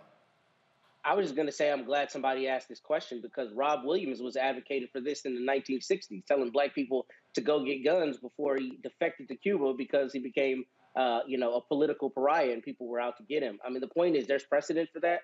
And there are a lot of people who would say that. In fact, a friend of mine from college has a booming business in Virginia where he teaches people how to not only arm themselves, but how to properly use weapons. So there are black people that are doing that. Now, I think the corollary question to that is what's going to be the societal response? And we already know the answer. If black people in droves start arming themselves, I guarantee you gun control will come much faster and it will be much more robust when you have, a large percentage of black people arming themselves. But to answer your question, there are a lot of people who already say that and who are already proponents for that. But what I do want, if people are going to be out there and they're going to be getting guns, please, what cannot happen is what we saw the other day where a black woman was passing her purse across somebody, gun goes off and shoots someone there.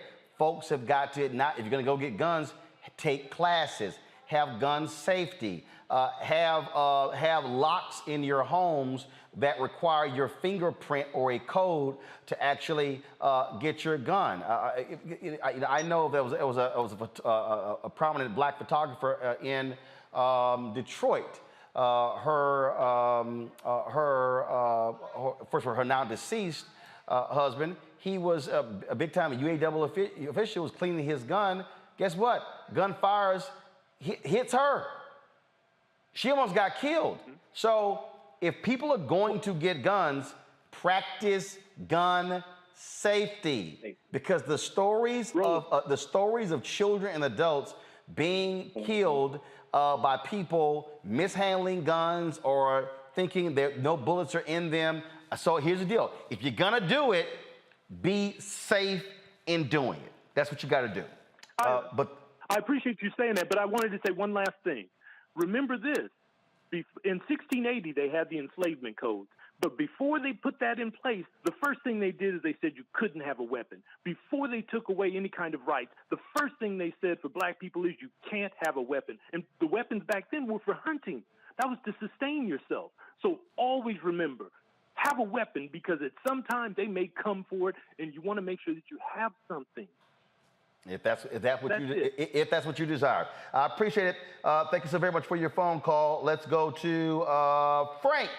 Frank from Chicago. Hey, Frank, how you doing? You're on Roland Martin Unfiltered. Hey, brother Roland, how you doing? I'm from West Side Chicago. All right. So I ain't from the suburbs now. I heard your show. I listen every day. Hey, brother Roland, you know what I'm saying? I'm not even waste my time saying how great we are. Grateful for you and all your panels. But listen, if Joe Biden don't stop, I love the speech he gave yesterday. I was with it, and I'm glad he started pointing out the Republicans are blocking and they are do nothing. Roosevelt had the same problem. But what he did, he let the people know on a consistent basis that you got to get rid of this do-nothing Congress, okay? And they came out and gave him a clean sweep.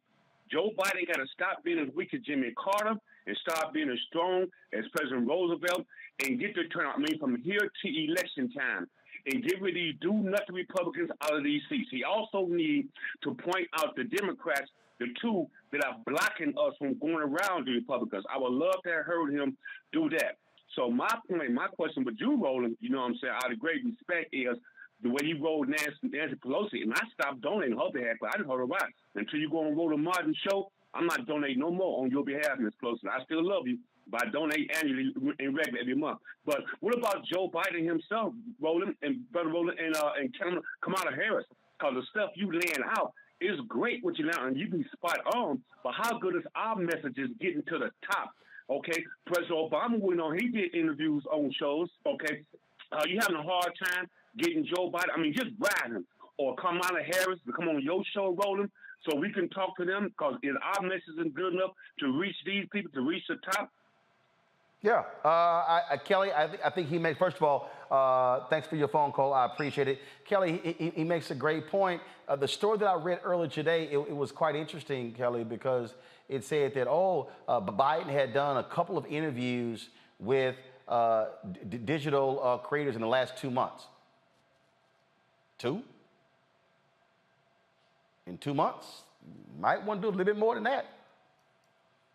Yeah, I mean, this goes back to our conversation earlier about the Biden administration's communications team as a whole just going all in when it comes to communicating with the people. Like right now, it feels like they're resting on their laurels and kind of expecting people to understand and just know by osmosis or something that all the good work that they're doing. But if you're not out in the community by way of grassroots, digital, social, what have you, if you are not in people's faces with the information that you want people to know, we're not going to know it. And that's really what you're seeing out there in the marketplace right now. We don't know about the jobs, the good news about jobs and the good news about what you're doing with baby formula and trying to get things back to normal again. We know that gas prices are astronomically high. We know that I cannot afford groceries at the same rate that I did 2 months ago that I can today.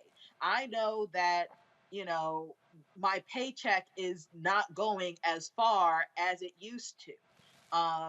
And there's no recourse for that from the Biden administration. At least that's what it's looking like in their communication scheme, right? So until they fix that, it is going to be a tough road to November as far as getting people, galvanizing people to the polls to make sure that this administration not only stays in, but they have the help that they need via Congress, because that's really the election base that we're worried about right now. We need a higher majority in both the Senate and the House in order to get anything done. Otherwise, we're going to keep having this issue until there's another president or another major crisis that will polarize the country yet again. All right, folks, let's go to Buffalo. Marty Davis is calling from Buffalo, New York. Marty, you're on Roland Martin Unfiltered. Good evening, Roland. I just wanted to give you a perspective from a person that lives on the east side of Buffalo, from about a mile from where the shooting happened, and I wanted to give you some updates. First and foremost, thank you for the breakdown about the charges of Peyton Grandin.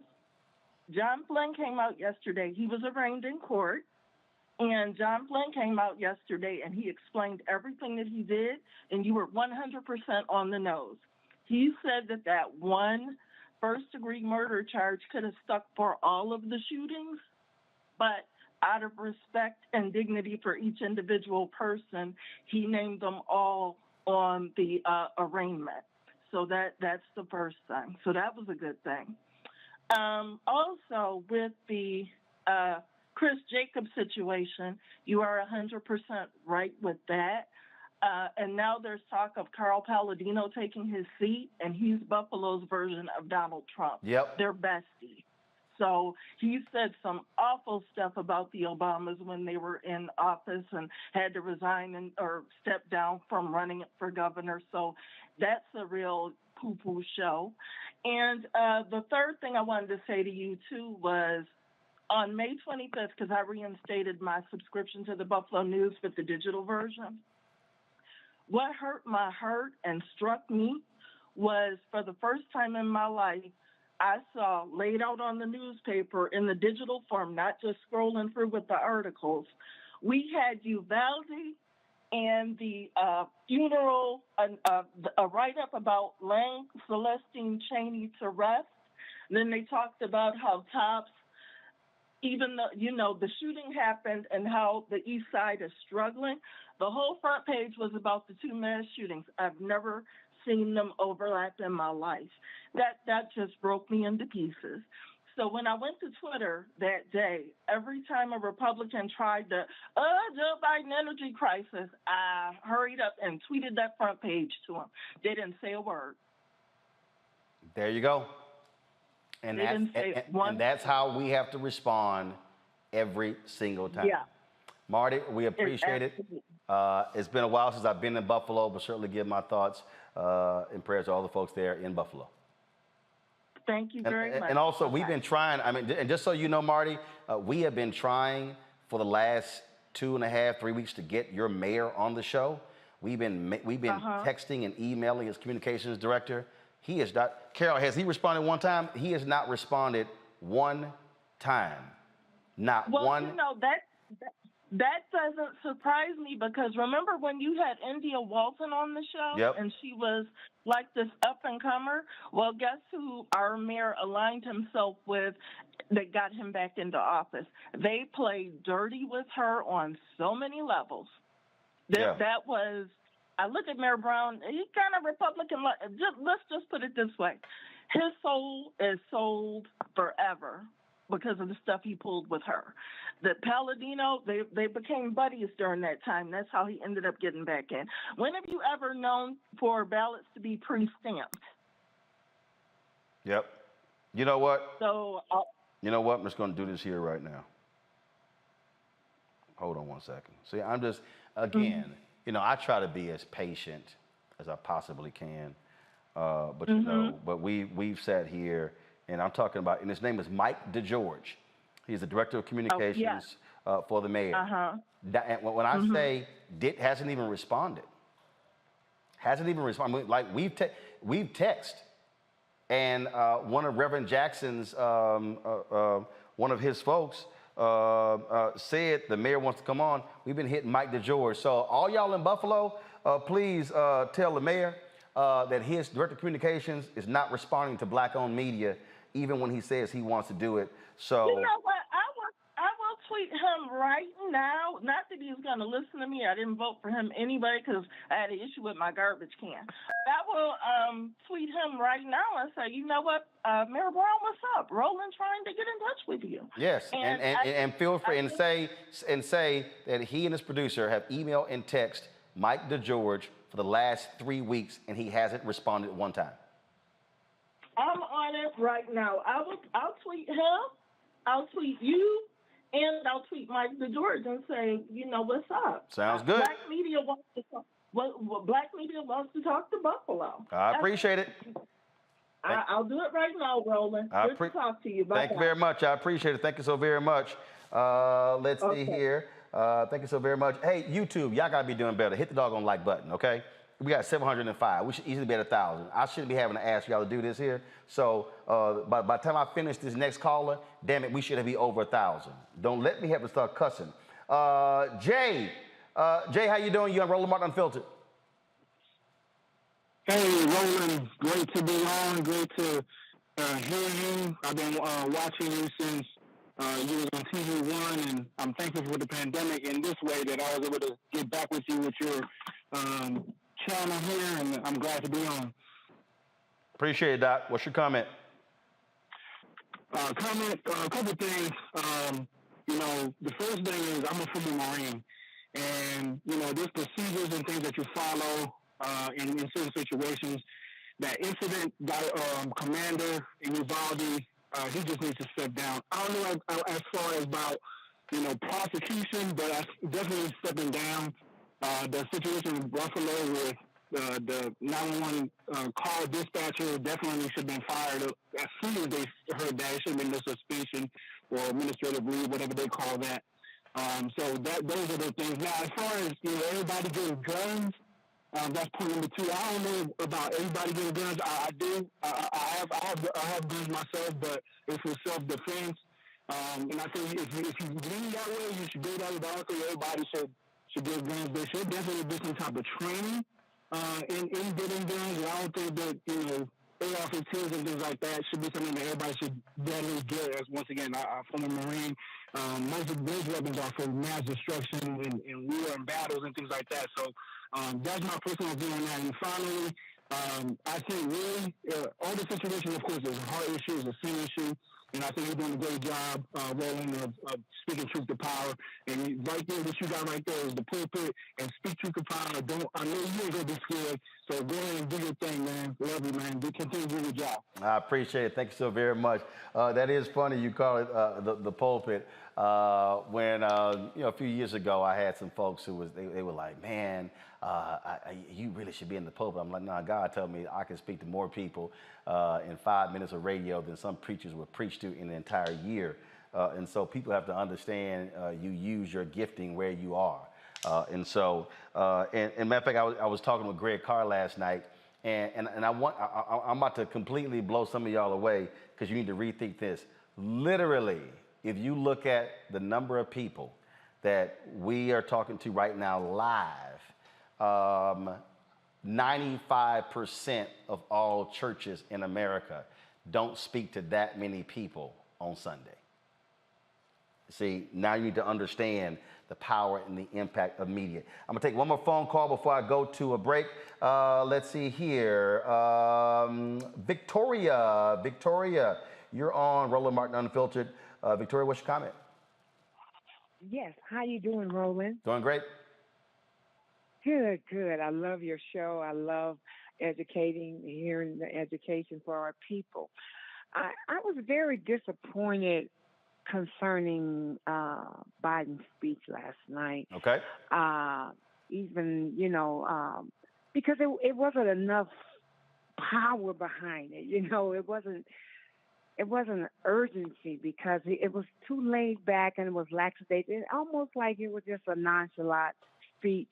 I really feel that we need to be more involved in getting the weapons off the street, but also allowing our people to be educated, because I'm a licensed carrier as well, but I've been trained to carry.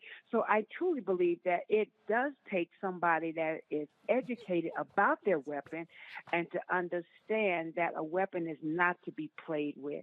So I just wanted to express my feeling, and I heard the young man say that he was impressed. I was not impressed. Maybe I'm by myself, but the speech just sounded just bland. Well, I'll say this here. I'll say this. First of all, thanks for your phone call. Here's the thing here that I think it's different. Kelly, Biden is a speaker who is about empathy in terms of how he speaks. It's not his natural. I mean, he's not going to speak like Obama. He's not going to speak like Clinton. He's not going to speak like, and so they're just simply different styles. That's just the nature of who he is. What was missing, and I agree, that call to action. And what was interesting, I was reading a story today, and it talked about how his White House is so careful when it comes to the Hatch Act that they don't want to run afoul of that. They even and I text some other people and I said, look, y'all, part of the problem you're dealing with here, Republicans, they ain't give a damn about the Hatch Act. They didn't care about politicking. Their whole deal is we'll ignore that. And so part of this deal is this: Democrats and Biden, they want to do things the right way, the proper way, how it should be done. And I'm like, look, you playing against some cats, they ain't playing by rules. Yeah, that's exactly right. And it's unfortunate because I feel like Biden at his core, like as a person, he definitely has a lot more fire to him. But because we came from such a catastrophe of an administration being 45, his entire administration is really about rectifying all of that and reconciling all of that and restoring some semblance of balance and decorum to the White House, not just, fixing America, but the reputation of the presidency was shattered in just 4 years. And I feel like the Biden administration as a whole feels like it is their responsibility to try and repair that. And to an extent it is, but to a large extent it's not, because if our reputation is as strong as we portray it to the world, all of that isn't really necessary. You just need to do your job. And right now your job is to give us a call to action so that we can at least see you as president looking like you're doing something. Not saying that you're not doing anything, but without a call to action, everything you do sounds passive and appears passive to the American people. So you're right. The speech that I saw last night last night, it was very typical Biden. Considering that we had a void of empathy for 4 or 5 years, it is still unfortunately refreshing to see a president who cares. But right now, not only do we need a president who cares, we need a president who has some fight in him. We need that scrappy boy from Scranton to get some things done, at least appear to get things done. Because right now it's the image that we need from our president. But right? Matt, here's the whole deal. Okay, Biden kept talking about after Trump, how the Republicans are going to. That is gone. And so, we never hear the phrase, the loss of innocence. That America is gone. That is gone. There is no Republican Party of 1990 or 2000. There is no compassionate conservatism of President George W. Bush. It's gone. And it ain't coming back. It's not, nor is the adherence to any kind of value or moral system. And I didn't get a chance to watch the speech last night, but I think Ms. Miles hit the nail on the head, because I think the urgency that we hear from the president and that we hear from the powers that be has to be commensurate with the issue that we're facing. And even if that's his style, we're past the point of trying to communicate empathy. I mean, when 19 kids get murdered in a school tragically and the whole world watches it basically in real time, that's the time where you come out and you beat the bully pulpit. So, we're at the point where we can't have the niceties anymore. And I know he was a senator for a million years in an erstwhile age, but in the current day, you need fire and brimstone, because that's what we're facing. We're facing a public health crisis where our impotent Congress, to use your word, is not doing anything and is telling us they're not going to do anything, at least a good portion of them. So we're past the point. That's not America anymore. And the America now demands that you beat the bully pulpit and let us know what you're going to do to fix this problem that endangers us. It ain't coming back. Got to go to break. We come back. Education Matters segment. We'll still take more of your phone calls on the flip side as well. And so we're going to get to those. You're watching Roland Martin Unfiltered on the Black Star Network. Don't forget to download the Black Star Network app on all labeled platforms. We want to hit 50,000 downloads. Apple phone, Android phone, Apple TV, Android TV, Roku, Amazon Fire TV, Xbox One, Samsung Smart TV. And please, your resources make it possible for us to do what we do. We don't have millionaires and billionaires sending us money. And so trust me, we survive on those $1, $5, $10, $20, $50 y'all send in, and we appreciate every single dollar in doing so. Send a check or money order to P.O. Box 57196, Washington, D.C. 20037-0196. Cash App is $RM Unfiltered. PayPal is R Martin Unfiltered. Venmo is RM Unfiltered. Zelle is Roland at RolandSMartin.com. Roland at RolandMartinUnfiltered.com. We'll be right back. On a Next A Balanced Life with Dr. Jackie, we're talking all things mental health and how helping others can help you. We all have moments where we have struggles, and on this week's show, our guests demonstrate how helping others can also help you. Why you should never stop giving and serving others on a Next A Balanced Life here on Black Star Network.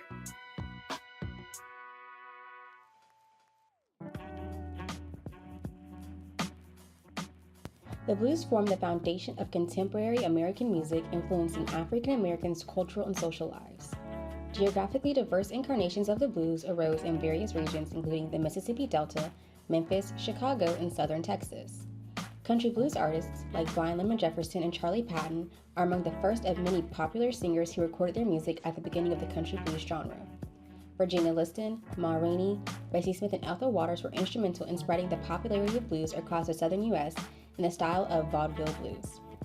Blues is an ever-expansive genre of music that includes electric blues, Chicago blues, pre-war blues, jump blues, barrel house blues, and Texas blues, just to name a few.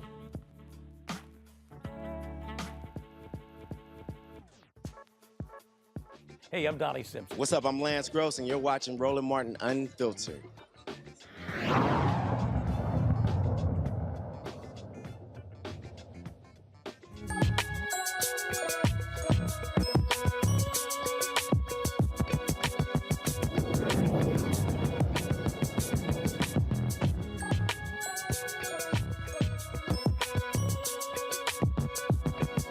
According to the census, just 26% of black men hold a college degree. My next guest, they want to actually change that. The group is called AMEN, the African American Male Education Network. They want to develop young men to ensure they're successful while attending California's community colleges. Dr. Edward Bush is the co-founder of AMEN. He joins me from Portland, Oregon. Doc, glad to have you here. First of all, how long has AMEN been around, and how many young men have gone through your program?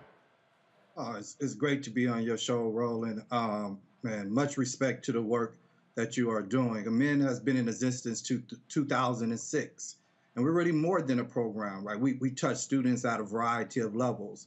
So since our inception, we have touched thousands of African American men who are navigating the California community college system on their way to going directly into the workforce or transferring to a four-year university.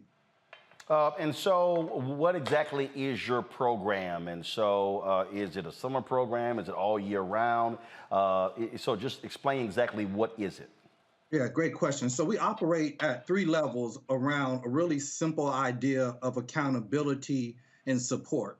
So on that first level, as college administrators who have ascended to a variety of levels of influence within the California community college system, the first thing we do is to hold ourselves accountable that in our various roles, that we make sure that we operate within the best interests of African American students, faculty, administrators, and classified professionals.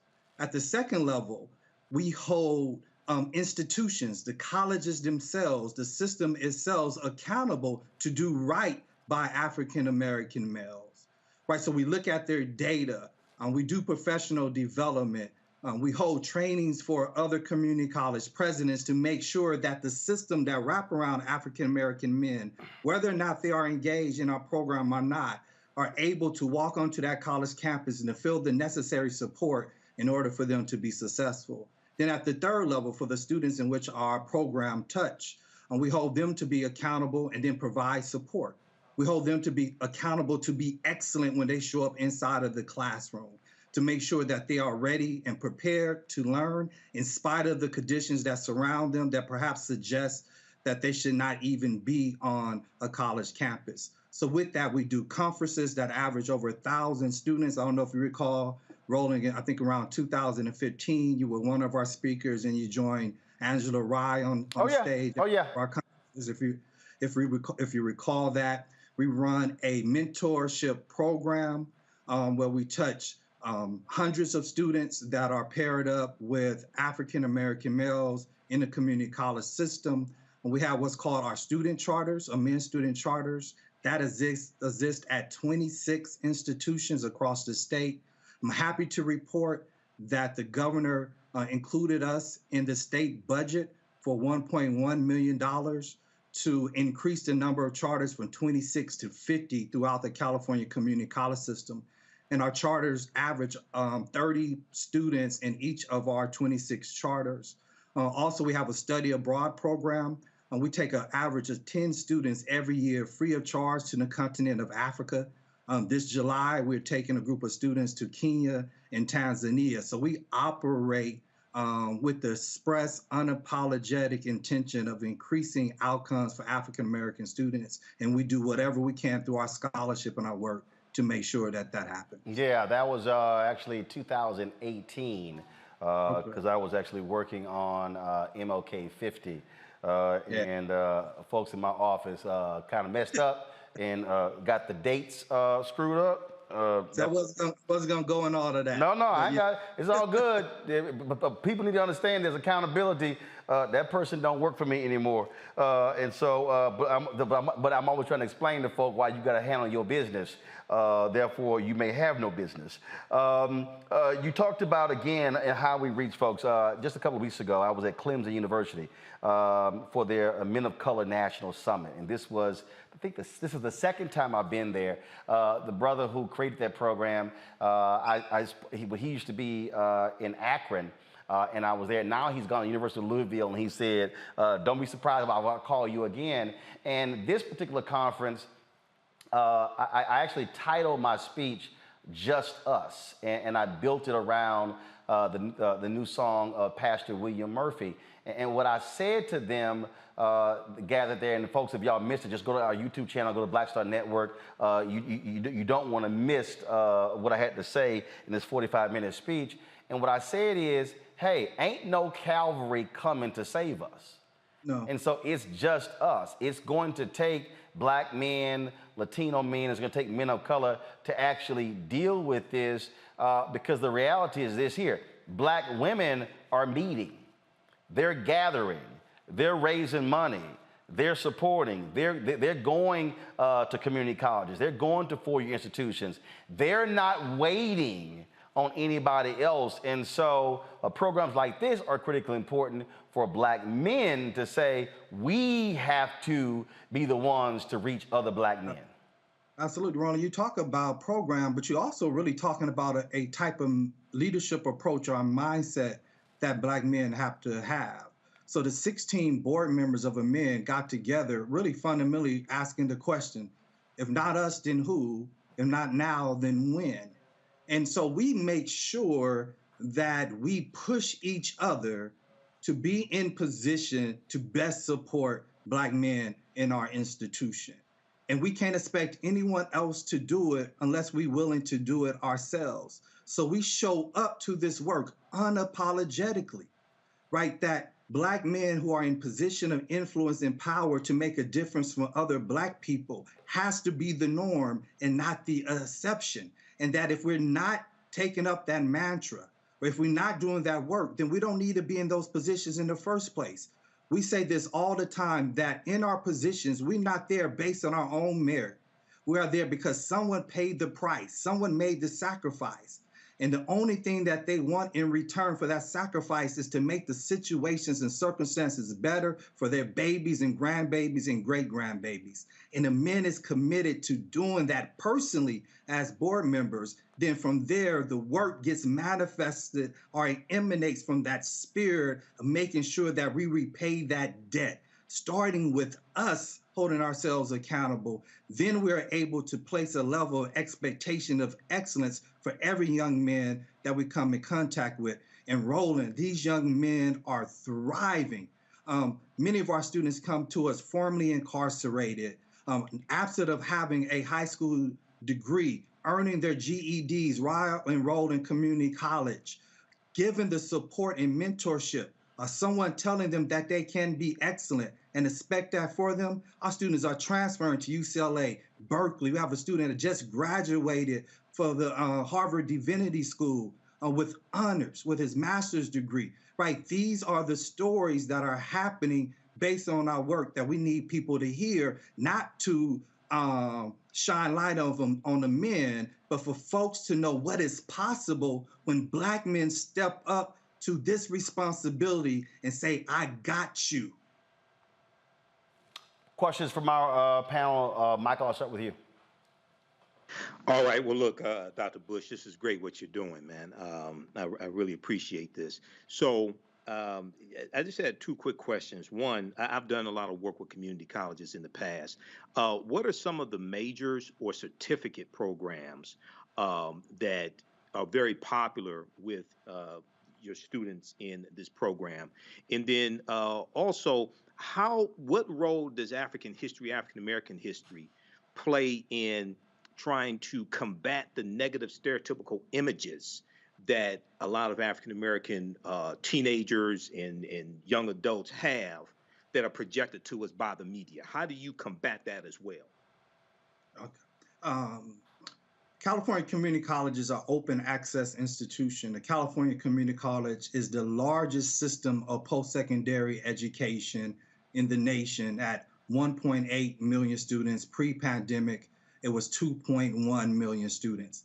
And so with the fact that it's open access, students come to us for a lot of different educational goals. And so because of that, you will see students spread out through a variety of whether career and technical education or general education, and our students are across the board. Also, one of the things that is important to note and why community college is so central in terms of African Americans have the ability to earn bachelor's degrees is that 75% of all African American men that are enrolled in public post-secondary education in the state of California is enrolled in the California Community College. So if the California Community College fails to successfully educate African American men, that means African American men in the state of California will not go on to earn bachelor degrees. It is that critical. California just recently in the K-12 education passed mandatory ethnic studies as a graduation requirement. The CSU system has done the same. And because we are a transfer institution, the community colleges now are offering ethnic studies as part of its graduation requirement. That's an important step in the state of California that affirms learning about yourself. And in fact, learning about other cultures is essential, right? Skill set that you need to function in a modern day society. For a men, cultural efficacy is everything. We put being African at the center of our work. That's why we're committed to taking our students to Africa. That's why we are co-sponsoring the All African Educators Summit in Cape Coast, Ghana, with the University of Cape Coast this September, because we believe that oftentimes the stereotypes that you mention of African American men are projected on us based on other folks defining who we are. So at the essence, we are helping Black men create a real definition of who we are that's rooted in the legacy and the history that goes well before enslavement. Matt? Yeah, Dr. Bush, I want to commend you as well, brother, on this program and what you're doing. I also have two quick questions. The first is, I know that there's been some talk from this administration about making community college free. So while I commend you on the scholarships, my question is, what, if any, plans for expansion do you have should that come to fruition with community colleges becoming free, number one? And the second thing is, as a Black male who's been blessed to get an education, how do I volunteer with you, even if I'm not in the state of California? Yeah, absolutely. So this is the work of 16 brothers. I'm just so blessed that they allow me to be the spokesperson on this show today. So it's a collective work. So I applaud them for their effort because it comes with a great deal of sacrifice. We do this on top of our jobs of being college presidents, of being chancellors, being counselors, deans, and vice presidents. Within California, you have to know that the community college system is basically free for the majority of our students. And so pre-pandemic, we saw that result in enrollment growth. But now since the pandemic, African American men are experiencing the largest decline in enrollment than any other subgroup. And so we have to talk about what is going to be the long-term impact of the declining enrollment of Black men in the California community college system. If those who are interested in being a part of the, learning more about the organization, volunteering for that, go onto our website, MEND.org. That's A2MEND.org. You will see information about volunteering. One of the things that we launching this year is called the Statewide Student Mentorship Program. We partner with a Black-owned software company called Mentoring and Match that is going to allow us to take mentoring at scale. What I mean by scale is that we have set a goal that every Black male enrolled in the California community college system, if they want to have a mentor, they will be mentored. And so we need folks to go on. If you have a .edu email, you could sign up to be a mentor, because literally there are thousands of Black men enrolled in the California community college system. And so we need folks to go on, sign up to be a mentor. So when we launch, that there's mentors available for these Black men who are navigating this system of education. Kelly. Yes. Can you just expound upon just how beneficial community college is, especially if you want to go to a four-year college, meaning not only is it cost efficient, but can you expound upon the fact that it actually builds experience so that you can have a better experience in a four-year college? Yeah, the community college system is a great tool for those who want to continue their education and to transfer to get a four-year degree. One of the major benefits of community colleges is that it's close to your community, so you're going to save a tremendous amount of costs. The fee structure is extremely low, so oftentimes students are able to complete 2 or 3 years without going into debt, which we know the student loan debt is a huge issue. Students still have the ability, if it's their goal, to get a bachelor's degree in the 4 years. From whatever institution, that is still possible to do that by starting their first 2 years within a community college system. But I also think it's important to say that the community college system has an enormous potential, but there's also some enormous problems that exist within the community college system. And that's why AMEN exists. African Americans, when you look at all of the major student outcome indicators, find themselves at the bottom of the numbers of the percentage of students who transfer, at the bottom of the number of students who graduate or receive certificates. Often takes Black students longer to earn a 2-year degree, taking as long as 4 to 6 years for students to complete. Based on how the system is structured, they're less likely to encounter a faculty member that looks like them. So the community college has the potential to be a great tool. And many community college students have gone on to successfully navigate. But for Black male students, it's often in spite of as opposed to because of. And even though I'm a college president, I do everything I can to make sure that our Black students have the experience and support necessary to navigate. But I also would be disingenuous and say that the structure needs to be held accountable, and that we have to look at the community college system and how they are treating African American students the same way we monitor in the K-12 system.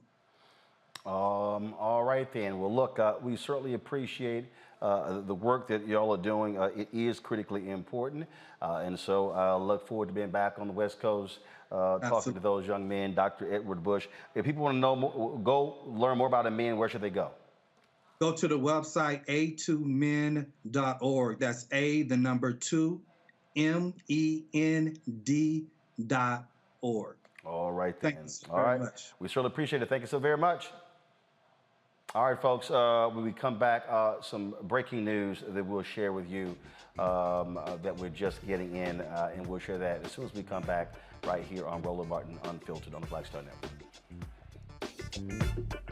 I'm Dr. Greg Carr, and coming up on The Next Black Table, we're speaking with Dr. Lucius T. Outlaw Jr., master teacher and philosopher.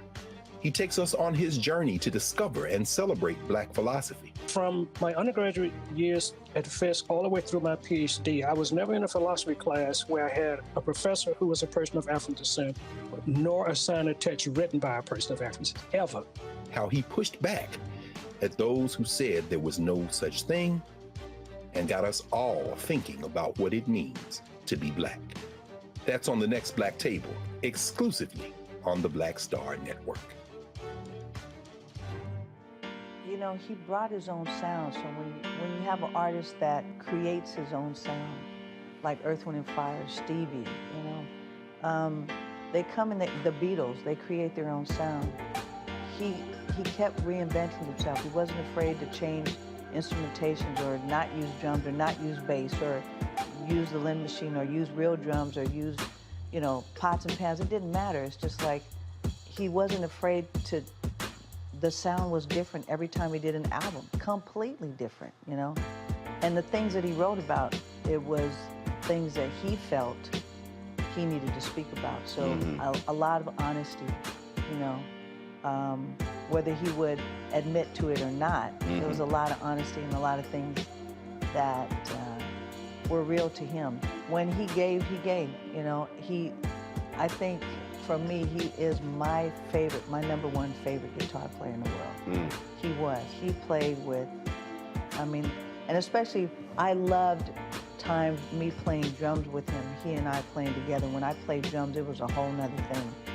And I just think that he reached people in a way, as an artist, that he reached you because he was, again, honest in a way that he said it a million times, but he wasn't trying to write the next Purple Rain. That was already what it was. Right. I can write that. That was that one time thing, Right. but it's never going to happen again. So why would I write that again? Then it's not special anymore.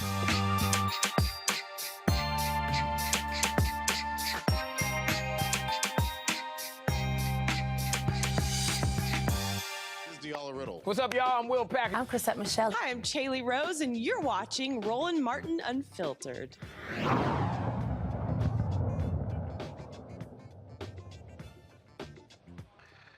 Folks, we've got some breaking news to report that is actually some sad news. The dean of the North Carolina Central University Law School, Dr. Brown C. Lewis, was found dead in her hotel room Thursday in Colorado. She was attending a conference there. She was about to celebrate her second-year anniversary there. This is the statement that came from the Chancellor of North Carolina Central, Johnson Akinleye. He said her vision was clear from day one, and leading the school is one that provides unique opportunities for diverse, talented future attorneys to be practice-ready practitioners. You might recall she was here on Roland Martin Unfiltered providing analysis when we were covering the Judge Ketanji Brown Jackson confirmation hearings. This is what she had to say when she was on the show. Thing about the pornography and the fact that she is being penalized for doing her job. Had she done something different, she'd have been penalized for not doing that. And I think she handled it with so much grace. She controlled her face. Because as Black women, we speak not just with our voices, but with our faces, with our hands, especially our hands. And I think that she did a wonderful job of working within the system. You're right, recognizing that she couldn't say exactly what she thought. She couldn't show what she thought because she has an objective, and that's to get on the Supreme Court to maybe make a difference and maybe make things better for people who look like her. So I really appreciated her calmness, her posture, her temperament, and that she really did not go there with them. And she was polite, even when they were impolite. So I really, really appreciate that. But it goes to your point, what we're saying is that she's reacting to the world in which we still live, where we always always have to prove ourselves. I would have to be careful not to become that angry Black woman to sustain and control our emotions in such a way. And not necessarily fair, but it was just what it is and what we are now. This was a part of the statement that came from the university chancellor based upon something that she wrote in March of last year. The key value I want to imprint on the law school is overcoming the impossible through hard work, perseverance, and tenacity. It is important to overcome adversity and realize that you can accomplish any goal, even if you do it in bite-sized pieces. I'm one of 12 children from a family in a small country town in Louisiana. I grew up knowing that you have to persevere, overcome adversity, and keep pushing forward. Likewise, NCCU School of Law is one of only 6 HBCU law schools in the country. We're the underdog pushing forward.